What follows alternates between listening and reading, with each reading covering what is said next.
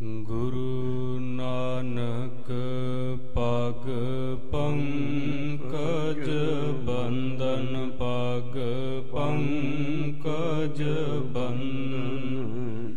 ਸਿਮਰੋ ਅੰਗਦ ਦੁਖ ਨਿਕੰਦਨ, ਅਮਰਦਾਸ ਗੁਰ ਹਿਰਦੈ ਧਿਆਵ, ਗੁਰ ਹਿਰਦੈ ਧਿਆਵ। ਸ੍ਰੀ ਗੁਰੂ ਰਾਮਦਾਸ ਗੁਣ ਗਾਵੋ, ਸ੍ਰੀ ਅਰਜਨ ਬਿਘਨਨ ਕੇ ਨਾਸ਼ਕ, ਬਿਘਨਨ ਕੇ ਨਾਸ਼ਕ। ਹਰ ਗੋਬਿੰਦ ਸ਼ੁਭ ਸੁਮਤ ਪ੍ਰਕਾਸ਼ਕ, ਸ੍ਰੀ ਹਰਿ ਰਾਇ ਨਾਮੋ ਕਰ ਜੋਰੀ, ਨਾਮੋ ਕਰ ਜੋਰੀ। ਗੁਰ ਹਰਿ ਕ੍ਰਿਸ਼ਨ ਮਨਾਏ ਬਹੋਰੀ, ਸ੍ਰੀ ਤੇਗ ਬਹਾਦਰ ਪਰਮ ਕਿਰਪਾਲਾ, ਵਾਹਿਗੁਰੂ ਪਰਮ ਕਿਰਪਾਲਾ। ਸ੍ਰੀ ਗੁਰੂ ਗੋਬਿੰਦ ਸਿੰਘ ਵਿਸਾਲ, ਤਰਉ ਤਰਾ ਪਰ ਪੁਨ ਪੁਨ ਸੀਸਾ, ਵਾਹਿਗੁਰੂ ਪੁਨ ਪੁਨ ਸੀਸਾ। ਵੰਦੋ ਬਾਰ ਬਾਰ ਜਗਦੀਸ਼ਾ, ਜਾ ਮਹਿ ਅੰਮ੍ਰਿਤ ਗਿਆਨ ਹੈ, ਮਾਣਿਕ ਭਗਤ ਬੈਰਾਗ। ਸ੍ਰੀ ਗੁਰੂ ਗ੍ਰੰਥ ਸਾਹਿਬ ਉਦਦ, ਬੰਦਉ ਕਰ ਅਨੁਰਾਗ। ਕਹਾਂ ਬੁੱਧ ਪ੍ਰਭ ਤੁਛ ਹਮਾਰੀ, ਵਰਨ ਸਕੈ ਮਹਿਮਾ ਜੋ ਤਿਹਾਰੀ। ਹਮ ਨ ਸਕਤ ਕਰ ਸਿਫਤ ਤੁਮਾਰੀ, आप लेहो तुम कथा सुधारी। हम न सकत कर सिफत तुम्हारी, आप लेहो तुम कथा सुधारी। सतनाम श्री वाहिगुरु साहिब जी।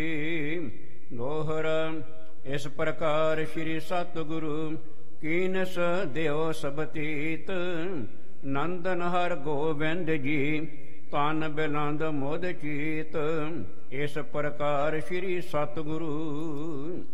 वाहिगुरु जी का खालसा, वाहिगुरु जी की फतेह। परम सन्मान योग जुगो जुग अटल, सर्व सुखदाता गुरु ग्रंथ साहिब सच्चे पातशाह महाराज पूਰਨ गुरु दी गोद अंदर बैठ के आप जी उस परमेश्वर वाहिगुरु दी अमृतमई बाणी दी सिफत सलाह गुरमुख प्यारियां दी रसना तो श्रवण कर रहे सी। किन्ना चंगा हो सके जे साडी प्रतीत भरोसा गुरु बाणी दे पवित्र शब्द ते बन जाए। भरोसा शरदा बड़ी चंगी गल है, पर शरदा दी जिहड़ी जड़ है ये ज्ञान विच होनी चाहिदी है। जे भरोसा ते शरदा ज्ञान तो हीणा है ते याद रखियो टुटदा भी बड़ी छेती है। महात्मा बुद्ध दा संगी आया, उन्हें कमल दा फुल भेट करके शब्द कहे कि महात्मा जी ना तुहाडे वर्गा अज तक कोई देखिया ਨਾ ਕੋ ਸੀ ਤੇ ਨਾ ਕੋ ਅੱਗੇ ਹੋਵੇਗਾ। ਮਹਾਤਮਾ ਨੇ ਦੇਖਿਆ ਹੈ ਤਾਂ ਸ਼ਰਧਾ ਦਾ ਪੁਤਲਾ ਵਡਿਆਈ ਕਰਦਾ ਪਿਆ ਹੈ। ਕਿਧਰੇ ਇਹ ਨਾ ਹੋਵੇ ਕੱਲ ਨੂੰ ਕਿਸੇ ਮਨਮੁਖ ਦੀ ਸੰਗਤ ਹੋ ਜਾਏ ਤੇ ਸ਼ਰਧਾ ਦੀ ਜੜ ਹੀ ਕੱਟੀ ਜਾਵੇ। ਬੜੇ ਭਾਵਪੂਰਤ ਸ਼ਬਦਾਂ ਵਿੱਚ ਕਹਿੰਦੇ, ਤੂੰ ਜਿਹੜਾ ਸਾਹਮਣੇ ਬੈਠਾ ਬੁੱਧ ਨੂੰ ਜਾਣਨਾ ਚੰਗੀ ਤਰ੍ਹਾਂ? ਕਹਿੰਦਾ ਨਹੀਂ ਮਹਾਰਾਜ, ਤੁਹਾਨੂੰ ਕੌਣ ਜਾਣ ਸਕਦਾ, ਪੂਰਨ ਤੌਰ ਤੇ ਤੁਹਾਨੂੰ ਕੋਈ ਬਿਆਨ ਨਹੀਂ ਕਰ ਸਕਦਾ। ਜਿਹੜੇ ਮੇਰੇ ਤੋਂ ਪਹਿਲਾਂ ਹੋਏ ਜਾਂ ਅੱਗੇ ਹੋਣਗੇ ਉਹਨਾਂ ਦਾ ਵੀ ਗਿਆਨ ਰੱਖਦਾ ਹੈ। ਕਹਿੰਦਾ ਨਹੀਂ, ਐਸੀ ਤੇ ਮੇਰੇ ਅੰਦਰ ਅੰਤਰਆਤਮਾ ਨਹੀਂ ਹੈ, ਕੋਈ ਪਤਾ ਨਹੀਂ। ਫਿਰ ਕਿਸ ਤਲ ਤੇ ਕਹਿ ਰਹੇ ਕਿ ਤੁਸੀਂ ਸਾਰਿਆਂ ਤੋਂ ਮਹਾਨ ਹੋ, ਵੱਡੇ ਹੋ, ਨਾ ਸੀ ਨਾ ਕੋ ਅੱਗੇ ਹੋਏਗਾ ਤੁਹਾਡੇ ਵਰਗਾ। ਕਹਿਣ ਲੱਗਾ ਮੇਰੀ ਤੁਹਾਡੇ ਵਿੱਚ ਸ਼ਰਧਾ ਬੜੀ ਹੈ, ਮੇਰਾ ਪ੍ਰੇਮ ਬੜਾ ਹੈ। ਮਹਾਤਮਾ ਨੇ ਇੱਕੋ ਸ਼ਬਦ ਕਿਹਾ, ਯਾਦ ਰੱਖ ਇਸ ਸ਼ਰਧਾ ਦੀ ਜੜ ਗਿਆਨ ਵਿੱਚ ਲੱਗਣੀ ਚਾਹੀਦੀ। ਜੇ ਗਿਆਨ ਨਾ ਹੋਇਆ, ਕੱਲ ਨੂੰ ਕੋਈ ਨਾਸਤਕ ਉੱਠ ਕੇ ਮੇਰੇ ਖਿਲਾਫ ਕੁਫਰ ਬੋਲਿਆ ਤੇ ਤੇਰੀ ਸ਼ਰਧਾ ਦੀ ਜੜ ਵੱਢ ਕੇ ਰੱਖ ਦੇਗਾ। ਐਸੀ ਗੱਲ ਨਹੀਂ, ਪੰਜਾਬ ਦੇ ਸੰਗਤਾਂ ਦੇ ਵਿੱਚ ਅਤ ਦੀ ਸ਼ਰਧਾ ਹੈ, ਬਹੁਤ ਜ਼ਿਆਦੀ ਸ਼ਰਧਾ ਹੈ, ਤੇ ਬੜੇ ਬੜੇ ਡੰਬੀ ਉਸ ਸ਼ਰਧਾ ਦਾ ਨਜਾਇਜ਼ ਫਾਇਦਾ ਉਠਾ ਜਾਂਦੇ ਨੇ, ਕਿਉਂਕਿ ਸਾਡੀ ਜੜ ਗਿਆਨ ਦੇ ਵਿੱਚ ਨਹੀਂ ਲੱਗੀ। ਅਸੀਂ ਗੁਰੂ ਗ੍ਰੰਥ ਸਾਹਿਬ ਜੀ ਦੀ ਪੂਜਾ ਵੀ ਕਰਦੇ ਹਾਂ, ਅਰਦਾਸ ਵੀ ਕਰਦੇ ਹਾਂ, ਪਿਆਰ ਵੀ ਕਰਦੇ ਹਾਂ, ਪਰ ਸਾਨੂੰ ਸ਼ਬਦ ਦਾ ਗਿਆਨ ਕੋਈ ਨਹੀਂ। ਗੁਰਮਤਿ ਦੀ ਰਹਿਣੀ ਬਾਰੇ ਸਾਨੂੰ ਪਤਾ ਕੋਈ ਨਹੀਂ। ਹਜ਼ੂਰ ਕਿਰਪਾ ਕਰੇ, ਆਪ ਆਪਣੀਆਂ ਅੱਖਾਂ ਦੇ ਨਾਲ ਦਰਸ਼ਨ ਕਰੀਏ, ਰਸਨਾ ਤੋਂ ਬਾਣੀ ਨੂੰ ਪੜ੍ਹੀਏ ਤੇ ਕੰਨਾਂ ਨਾਲ ਸੁਣੀਏ ਤੇ ਗੁਰੂ ਚਰਨਾਂ ਅੰਦਰ ਜੁੜ ਕੇ ਅਰਦਾਸ ਕਰੀਏ। ਮਾਲਕ ਭਾਗ ਲਾਉਂਦਾ ਹੈ। ਇਤਿਹਾਸ ਦੀ ਲੜੀ ਨੂੰ ਆਰੰਭ ਕਰਨ ਤੋਂ ਪਹਿਲਾਂ ਜੋ ਆਪ ਜੀ ਨੇ ਕੱਲ ਦੇ ਦੀਵਾਨ ਵਿੱਚ ਸ਼ਰਵਣ ਕੀਤਾ ਸੀ, ਗੁਰੂ ਅਰਜਨ ਦੇਵ ਸੱਚੇ ਪਾਤਸ਼ਾਹ ਮਹਾਰਾਜ, ਦੀਨ ਦੁਨੀਆ ਦੇ ਮਾਲਕ, ਜਿਵੇਂ ਕੱਲ ਦੇ ਇਤਿਹਾਸ ਵਿੱਚ ਸਤਿਗੁਰੂ ਬੇਅੰਤ ਬਖਸ਼ਿਸ਼ਾਂ ਰਹਿਮਤਾਂ ਕਰਦੇ ਰਹੇ ਔਰ ਬਾਣੀ ਦੇ ਸ਼ਬਦਾਂ ਦੁਆਰਾ ਉਪਦੇਸ਼ ਦੇ ਕੇ ਇੱਕੋ ਗੱਲ ਤੋਂ ਦ੍ਰਿੜ ਕਰਾਇਆ, ਸਿੱਖੋ ਇੱਕੋ ਗੁਰੂ ਦੀ ਟੇਕ ਲੈਣੀ ਹੈ, ਗੁਰੂ ਅੱਗੇ ਹੀ ਅਰਦਾਸ ਕਰਨੀ ਹੈ, ਗੁਰੂ ਕੋਲੋਂ ਹੀ ਮੰਗਣਾ ਹੈ। ਤੇ ਮੰਗਦਿਆਂ ਮੰਗਦਿਆਂ ਇੱਕ ਦਿਨ ਮੰਗ ਏਡੀ ਉੱਚੀ ਖੋ ਜਾਵੇ ਕਿ ਮੰਗਣ ਲੱਗਿਆਂ ਨਾਮ ਹੀ ਚੇਤੇ ਆਵੇ, ਨਾਮ ਦਾ ਫੁਰਨਾ ਹੀ ਮਨ ਵਿੱਚ ਉੱਠੇ। ਉਸ ਪਰਮੇਸ਼ਰ ਦੀਆਂ ਅਗੰਮੀ ਦਾਤਾਂ ਜੋ ਗੁਰੂ ਅਰਜਨ ਸਾਹਿਬ ਅੰਮ੍ਰਿਤਸਰ ਸਾਹਿਬ ਬੈਠ ਕੇ ਵਰਤਾ ਰਹੇ ਨੇ, ਉਹ ਅੱਜ ਦੇ ਦੀਵਾਨ ਵਿੱਚ ਸ਼ਰਵਣ ਕਰਾਂਗੇ। ਆਓ ਬੜੇ ਪਿਆਰ ਨਾਲ ਮਨ ਬਿਰਤੀਆਂ ਇਕਾਗਰ ਕਰੀਏ। ਸੁਰਤੀ ਨੂੰ ਗੁਰੂ ਸ਼ਬਦਾਂ ਨਾਲ ਜੋੜਦਿਆਂ ਸਾਰੇ ਇੱਕ ਵਾਰੀ ਅੰਦਰੋਂ ਭਿੱਜ ਕੇ ਆਖੋ ਜੀ, ਸਤਨਾਮ ਸ੍ਰੀ ਵਾਹਿਗੁਰੂ ਸਾਹਿਬ ਜੀਓ। ਇਸ ਪ੍ਰਕਾਰ ਸ਼੍ਰੀ ਸਤਿਗੁਰੂ ਕੀਨ ਸਧਿਆਉ ਸਬਤੀਤ। ਸਾਰਾ ਦਿਨ ਗੁਰੂ ਅਰਜਨ ਸਾਹਿਬ ਸੱਚੇ ਪਾਤਸ਼ਾਹ ਅੰਮ੍ਰਿਤ ਵੇਲੇ ਉੱਠ ਕੇ ਇਸ਼ਨਾਨ ਕਰਦੇ ਨੇ, ਹਰਿਮੰਦਰ ਸਾਹਿਬ ਅੰਦਰ ਬੈਠ ਕੇ ਆਸਾ ਜੀ ਕੀ ਵਾਰ ਦਾ ਕੀਰਤਨ ਸੁਣਦੇ ਨੇ। ਫਿਰ ਆਈਆਂ ਗਈਆਂ ਸਿੱਖ ਸੰਗਤਾਂ ਦੀਆਂ ਦੁੱਖ ਤਕਲੀਫਾਂ ਸੁਣਨ ਤੋਂ ਬਾਅਦ ਜੋ ਗੁਰਮਤ ਦੀ ਰਹਿਣੀ ਹੈ, ਜੋ ਗੁਰਮਤ ਦਾ ਉਪਦੇਸ਼ ਹੈ, ਉਹ ਦ੍ਰਿੜ ਕਰਾਉਂਦੇ ਹਨ। ਨੰਦਨ ਹਰ ਗੋਬਿੰਦ ਜੀ ਤਨ ਬਿਲੰਦ ਮੁਦ ਚੀਤ। ਔਰ ਦੂਸਰੇ ਪਾਸੇ ਗੁਰੂ ਪਾਤਸ਼ਾਹ ਜੀ ਦੇ ਸਾਹਿਬਜ਼ਾਦੇ ਬਾਲ ਹਰਗੋਬਿੰਦ ਜੀ, ਜੋ ਦਿਨੋ ਦਿਨ ਹੀ ਉਹਨਾਂ ਦਾ ਸਰੀਰ ਵੱਧ ਫੁੱਲ ਰਿਹਾ ਹੈ। ਆਕਲ ਛੰਦ ਪ੍ਰਿਆ ਪੁੱਤਰ ਬਿਲੋਕ ਵਿਚਾਰੈ। ਔਰ ਆਪਣੇ ਪਿਆਰੇ ਪੁੱਤਰ ਵੱਲ ਜਦੋਂ ਗੁਰੂ ਮਹਾਰਾਜ ਦੇਖਦੇ ਨੇ ਤੇ ਦੇਖ ਕੇ ਵਿਚਾਰ ਕਰਦੇ ਹਨ। ਸ਼੍ਰੀ ਅਰਜਨ ਇਮ ਔਰ ਧਾਰੈ। ਇਸ ਤਰ੍ਹਾਂ ਦਾ ਫੁਰਨਾ ਮਨ ਵਿੱਚ ਉੱਠਿਆ ਜੇ ਬਾਲਕ ਨੂੰ ਜਦੋਂ ਵਿਹੜੇ ਵਿੱਚ ਖੇਡਦਿਆਂ ਦੇਖਿਆ ਹੈ। ਚਟ ਸਾਲ ਬਿਠਾਵੈ। ਕਹਿਣ ਲੱਗੇ ਹੁਣ ਇਹ ਸਿਆਣੇ ਹੋ ਗਏ ਨੇ, ਹੁਣ ਇਹ ਬਾਲ ਉਮਰ ਇਹਨਾਂ ਦੀ ਪੜ੍ਹਨ ਦੇ ਯੋਗ ਹੋ ਗਈ ਹੈ। ਤਹ ਬੈਠਤ ਵਿਦਿਆ ਪਾਵੈ। ਹੁਣ ਇਹਨਾਂ ਨੂੰ ਕਿਸੇ ਚੰਗੀ ਪਾਠਸ਼ਾਲਾ ਦੇ ਵਿੱਚ, ਚੰਗੇ ਸਕੂਲ ਵਿੱਚ ਪੜ੍ਹਨ ਵਾਸਤੇ ਭੇਜਣਾ ਚਾਹੀਦਾ ਹੈ। ਇਸ ਥਾਨ ਪਠੈ ਸੋ ਵਿਚਾਰੀ। ਹਾਂ, ਮਨ ਵਿੱਚ ਇਹ ਸੋਚਦੇ ਨੇ ਕਿ ਇਹੋ ਜਿਹੀ ਕਿਹੜੀ ਪਾਠਸ਼ਾਲਾ ਹੈ ਜਿੱਥੇ ਮੈਂ ਆਪਣੇ ਪੁੱਤਰ ਨੂੰ ਪੜਨ ਵਾਸਤੇ ਭੇਜ ਦਿਆਂ। ਬਨ ਮਨ ਮੈਂ ਬੈਸੇ ਤਾਰੀ। ਔਰ ਇਸ ਤਰ੍ਹਾਂ ਆਪਣੇ ਮਨ ਦੇ ਵਿੱਚ ਬੈਠਿਆਂ ਬੈਠਿਆਂ ਵਿਚਾਰ ਚੱਲਦੇ ਨੇ, ਫੁਰਨੇ ਚੱਲਦੇ ਨੇ ਕਿ ਆਪਣੇ ਪੁੱਤਰ ਨੂੰ ਕਿਸ ਗੁਰਮੁਖ ਦੇ ਕੋਲ ਬਿਠਾ ਕੇ ਪੜ੍ਹਾਇਆ ਜਾਵੇ। ਜੋ ਹਮਰੋ ਪ੍ਰਾਤ ਵਡੇਰੂ। ਹਾਂ, ਫਿਰ ਮਨ ਨੇ ਫੈਸਲਾ ਦਿੱਤਾ ਕਿ ਜੋ ਸਾਡੇ ਵੱਡੇ ਭਰਾਤਾ ਬਾਬਾ ਮਹਾਦੇਵ ਜੀ ਹਨ, ਔਰ ਸਰਲ ਸੁਸ਼ੀਲ ਕਨੇਰੂ। ਉਹ ਬੜੇ ਸੁਸ਼ੀਲ ਸੁਭਾਅ ਦੇ ਨੇ, ਬੜੀ ਡੂੰਘੀ ਮੱਤ ਵਾਲੇ ਹਨ। ਸ਼ੁਭ ਮਹਾਦੇਵ ਜਿਸ ਨਾਮ। ਜਿਸ ਤਰ੍ਹਾਂ ਦਾ ਨਾਮ ਬਾਬਾ ਮਹਾਦੇਵ ਜੀ ਨੇ, ਸਾਰੇ ਸੰਗਤਾਂ ਉਹਨਾਂ ਨੂੰ ਜਾਣਦੀਆਂ ਹਨ। ਚੱਲ ਗਏ ਤਿਸੀ ਕੇ ਧਾਮ। ਗੁਰੂ ਅਰਜਨ ਸਾਹਿਬ ਮਹਾਰਾਜ ਇਸ ਤਰ੍ਹਾਂ ਵਿਚਾਰ ਕਰਕੇ ਤੇ ਬਾਬਾ ਮਹਾਦੇਵ ਜੀ ਦੇ ਘਰੇ ਚਲੇ ਗਏ। ਕਰ ਬੰਧਨ ਸਾਦਰ ਬੈਸੇ। ਤੇ ਆਪਣੇ ਤੋਂ ਵੱਡੇ ਭਰਾਤਾ ਨੇ, ਉਮਰ ਕਰਕੇ ਵੱਡੇ ਨੇ, ਤੇ ਬੜੇ ਪਿਆਰ ਦੇ ਨਾਲ ਹੱਥ ਜੋੜ ਕੇ ਬੰਦਨਾ ਕਰਕੇ ਕੋਲ ਹੀ ਬੈਠ ਗਏ। ਬਲਦੇਵ ਅਗਰ ਹਰ ਜਾਸੇ। ਭਾਈ ਸੰਤੋਖ ਸਿੰਘ ਕਹਿੰਦੇ, ਦੇਖੋ ਇਸ ਤਰ੍ਹਾਂ ਦੋਵਾਂ ਭਰਾਵਾਂ ਦਾ ਪਿਆਰ ਸ਼ੋਭਾ ਪਾ ਰਿਹਾ ਹੈ, ਜਿਵੇਂ ਕ੍ਰਿਸ਼ਨ ਜੀ ਆਪਣੇ ਵੱਡੇ ਭਰਾ ਬਲਰਾਮ ਦੇ ਕੋਲ ਬੈਠੇ ਨੇ। ਰੰਗ ਦੇਣਾ ਇਹਨਾਂ ਕਵਿਤਾ ਨੂੰ ਸਮਝਾਉਣ ਵਾਸਤੇ। ਕਹਿੰਦੇ ਨੇ ਇਉਂ ਲੱਗ ਰਿਹਾ ਜਿਵੇਂ ਬਲਰਾਮ ਦੇ ਕੋਲ ਕ੍ਰਿਸ਼ਨ ਜੀ ਬੈਠੇ ਹੋਣ। ਇਸ ਤਰ੍ਹਾਂ ਆਪਣੇ ਭਰਾਤਾ ਮਹਾਦੇਵ ਬਾਬਾ ਮਹਾਦੇਵ ਜੀ ਦੇ ਕੋਲ ਗੁਰੂ ਅਰਜਨ ਸਾਹਿਬ ਬੈਠੇ ਹਨ। ਅੰਮ੍ਰਿਤ ਬਿਨੈ ਸੋ ਪ੍ਰੇਮ ਬਖਾਨੈ। ਔਰ ਬੜੇ ਪਿਆਰ ਭਰੇ ਸ਼ਬਦਾਂ ਦੇ ਨਾਲ ਬਾਬਾ ਜੀ ਨੂੰ ਕਹਿਣ ਲੱਗੇ, ਤੁਮ ਭਰਾਤਾ ਆਇਆ ਹੋ ਮਹਾਨੇ। ਐ ਬਾਬਾ ਮਹਾਦੇਵ ਜੀ, ਤੁਸੀਂ ਸਾਡੇ ਵੱਡੇ ਭਰਾਤਾ ਭਰਾ ਹੋ। ਸਮ ਪਿਤਾ ਸਦੀਵ ਹਮਾਰੇ। ਔਰ ਸਦਾ ਹੀ ਤੁਸੀਂ ਸਾਡੇ ਪਿਤਾ ਦੇ ਬਰਾਬਰ ਹੋ, ਕਿਉਂਕਿ ਵੱਡੇ ਭਰਾ ਨੂੰ ਪਿਤਾ ਦੇ ਬਰਾਬਰ ਦਰਜਾ ਦਿੱਤਾ ਜਾਂਦਾ ਸੀ। ਆਪਣੇ ਤੋਂ ਵੱਡੇ ਦਾ ਜੋ ਸੱਭਿਆ ਸੀ ਉਸ ਸਮੇਂ ਦੀ, ਇਸ ਤਰ੍ਹਾਂ ਸਤਿਕਾਰ ਕਰਨਾ ਸਾਰਿਆਂ ਦਾ। ਆਪਣੇ ਤੋਂ ਵੱਡੇ ਨੂੰ ਪਿਤਾ ਦੇ, ਆਪਣੀ ਤੋਂ ਵੱਡੀ ਭੈਣ ਨੂੰ ਮਾਂ ਦੇ ਬਰਾਬਰ ਜਾਣਨਾ, ਇਹ ਉਸ ਸਮੇਂ ਦੇ ਸ਼ੁਭ ਸੰਸਕਾਰ ਸਨ। ਗੁਣ ਔਗਣ ਕੋ ਨਾ ਚਿਤਾਰੇ। ਸੋ ਇਸ ਕਰਕੇ ਗੁਰੂ ਮਹਾਰਾਜ ਕਹਿਣ ਲੱਗੇ, ਬਾਬਾ ਜੀ ਤੁਸੀਂ ਪਿਤਾ ਸਮਾਨ ਹੋ, ਵੱਡੇ ਹੋ, ਸਦਾ ਹੀ ਛੋਟਿਆਂ ਦੀਆਂ ਭੁੱਲਾਂ ਨੂੰ ਨਜ਼ਰ ਅੰਦਾਜ਼ ਕਰਦੇ ਆਏ ਹੋ। ਹਰ ਗੋਬਿੰਦ ਦਾਸ ਤੁਮਾਰਾ। ਤੇ ਮੈਂ ਤੁਹਾਡੇ ਕੋਲੋਂ ਇੱਕ ਸਲਾਹ ਲੈਣੀ ਹੈ ਕਿ ਮੇਰਾ ਪੁੱਤਰ ਜੋ ਬਾਲ ਹਰਗੋਬਿੰਦ ਜੀ ਹਨ, ਗਨ ਬਿਗਨ ਬਿਦਾਰ ਉਬਾਰ, ਜਿਨ੍ਹਾਂ ਦੀ ਗੁਰੂ ਨਾਨਕ ਸਾਹਿਬ ਨੇ ਕਿਰਪਾ ਕਰਕੇ ਪ੍ਰਤਪਾਲਨਾ ਕੀਤੀ। ਬੜੇ ਬਿਗਨ ਆਏ, ਬੜੇ ਸੰਕਟ ਆਏ, ਪਰ ਹਰ ਵਾਰੀ ਗੁਰੂ ਨੇ ਰੱਖਿਆ ਹੈ। ਅਬ ਲਾਇਕ ਪਠ ਬੇਸੋ। ਸਾਡਾ ਵਿਚਾਰ ਇਹ ਹੈ ਕਿ ਹੁਣ ਮੇਰਾ ਪੁੱਤਰ ਜੋ ਹੈ ਜਵਾਨ ਹੋ ਰਿਹਾ ਹੈ, ਪੜਨ ਦੇ ਲਾਇਕ ਹੈ। ਜੋ ਵਿਦਿਆ ਲੇਵ ਹੈ ਕੋ। ਹਾਂ, ਉਸ ਨੂੰ ਕੋਈ ਵਿਦਿਆ ਦੇਣੀ ਚਾਹੀਦੀ, ਕੋਈ ਚੰਗੀ ਪਾਠਸ਼ਾਲਾ ਦੇਖ ਕੇ ਪੜ੍ਹਨੇ ਪਾ ਦੇਣਾ ਚਾਹੀਦਾ ਹੈ। ਤੁਮ ਆਪ ਦਿਓ ਫਰਮਾਈ। ਇਸ ਕਰਕੇ ਭਰਾਤਾ ਜੀ ਮੈਂ ਤੁਹਾਡੇ ਕੋਲ ਆਇਆ, ਤੁਹਾਡੀ ਸਲਾਹ ਲੈਣ ਆਇਆ, ਕਿਉਂਕਿ ਅਸੀਂ ਇੱਕੇ ਪਰਿਵਾਰ ਦੇ ਰਹਿਣ ਵਾਲੇ ਹਾਂ।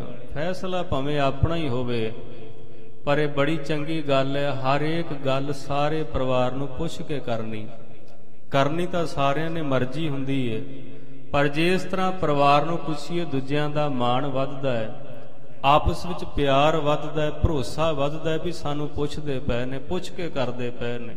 ਇਸ ਤਰ੍ਹਾਂ ਸਤਿਗੁਰੂ ਗਏ ਨੇ ਆਪਣੇ ਵੱਡੇ ਭਰਾ ਕੋਲੋਂ, ਪੁੱਛਦੇ ਨੇ, ਬਾਬਾ ਜੀ ਦੱਸੋ ਮੈਂ ਆਪਣੇ ਪੁੱਤਰ ਨੂੰ ਕਿਸ ਦੇ ਕੋਲ ਪੜ੍ਹਨੇ ਭੇਜਾਂ। ਕਿਤ ਵਿਦਿਆ ਜਹਾਂ ਪਠਾਈ। ਹਾਂ, ਜਿੱਥੇ ਉਹ ਵਿਦਿਆ ਚੰਗੀ ਤਰ੍ਹਾਂ ਬੈਠ ਕੇ ਸਾਵਧਾਨੀ ਨਾਲ ਪੜ੍ਹ ਸਕਣ।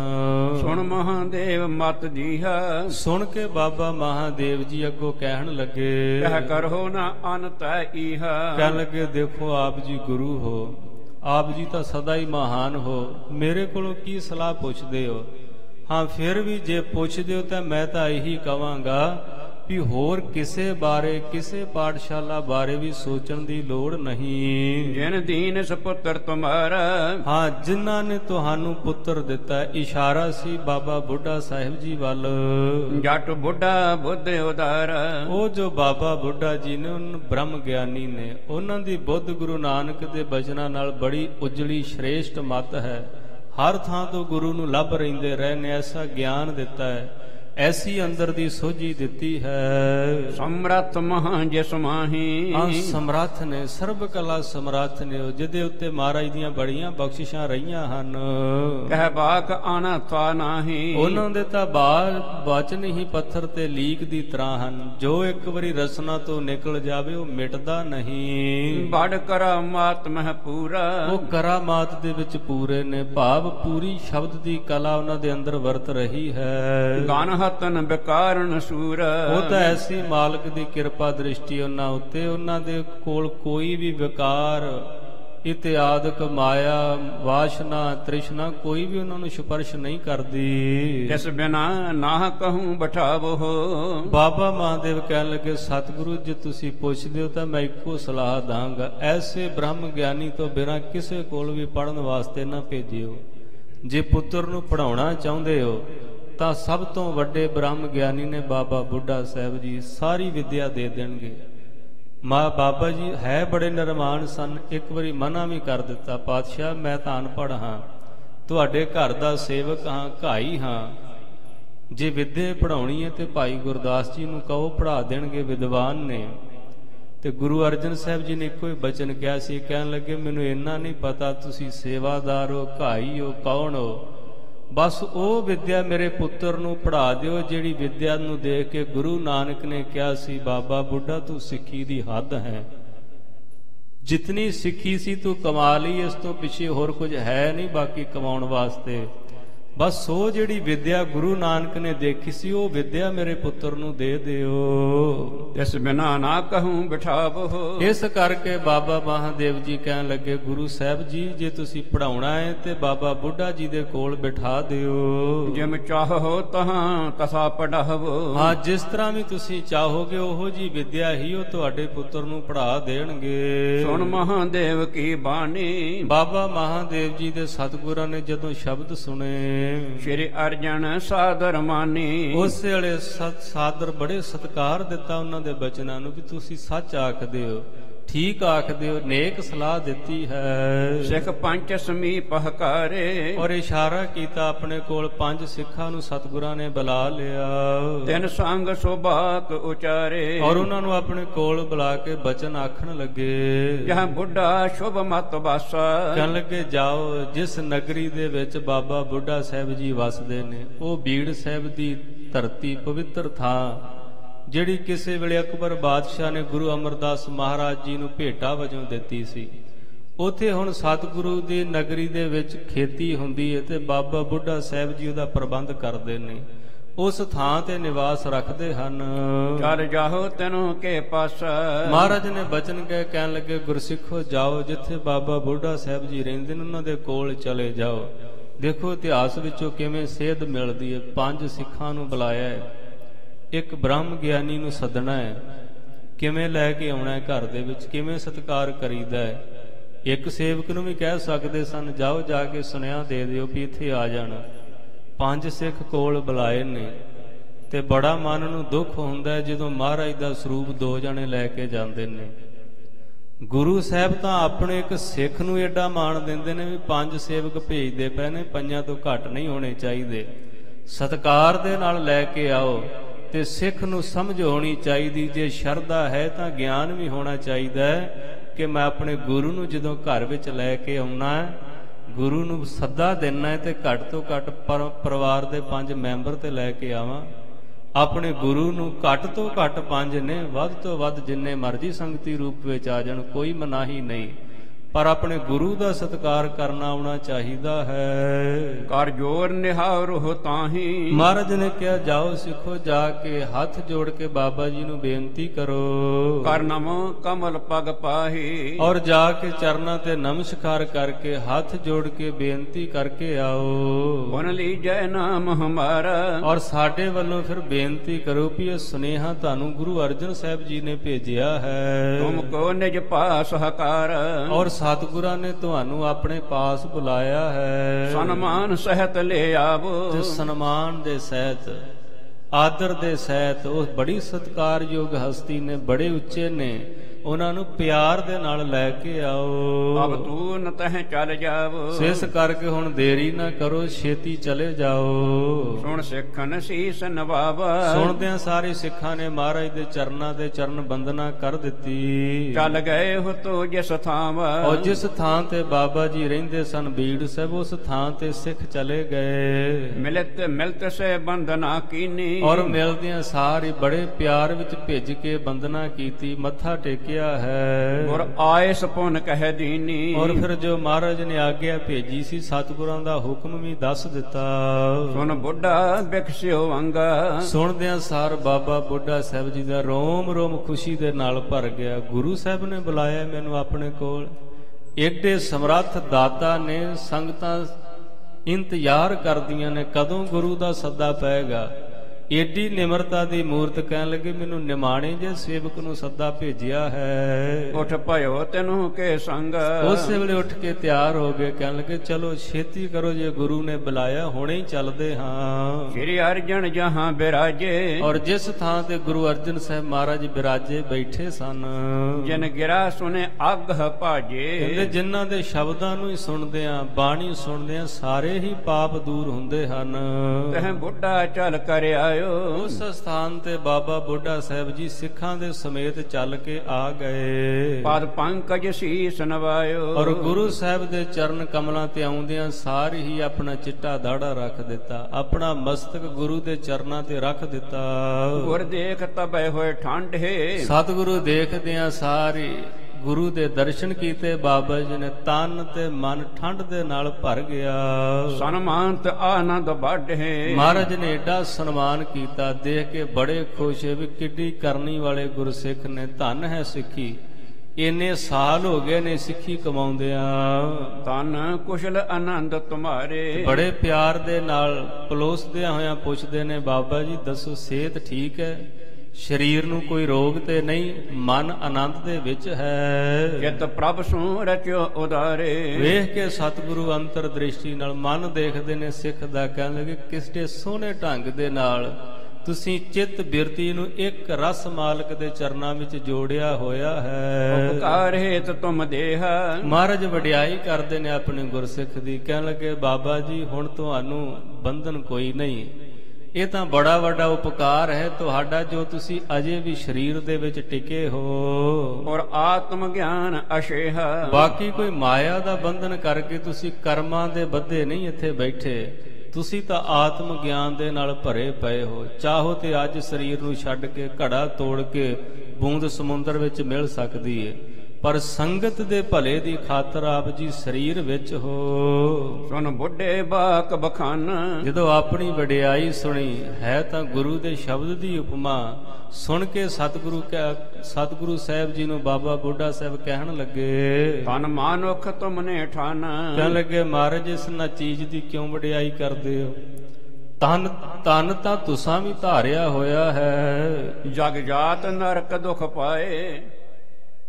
ਜਗ ਜਾਤ ਨਰਕ ਦੁਖ ਪਾਏ। ਮਹਾਰਾਜ ਜੀ ਤੁਸੀਂ ਤਨ ਤਾਂ ਧਾਰਿਆ ਵੀ ਜਿਹੜਾ ਜਗਤ ਹੈ ਵਿਕਾਰਾਂ ਦੇ ਵਿੱਚ ਡਿੱਗਿਆ ਹੋਇਆ ਹੈ, ਤੇ ਦਿਨ ਰਾਤ ਦੇਖਦੇ ਪਏ ਲੋਕ ਕਿਵੇਂ ਇੱਛਾ ਦੇ ਵਸ ਹੋ ਕੇ ਦੁਆਰਿਆਂ ਤੇ ਭਟਕਦੇ ਨੇ ਤੇ ਨਰਕਾਂ ਦੇ ਭਾਗੀ ਬਣਦੇ ਹਨ।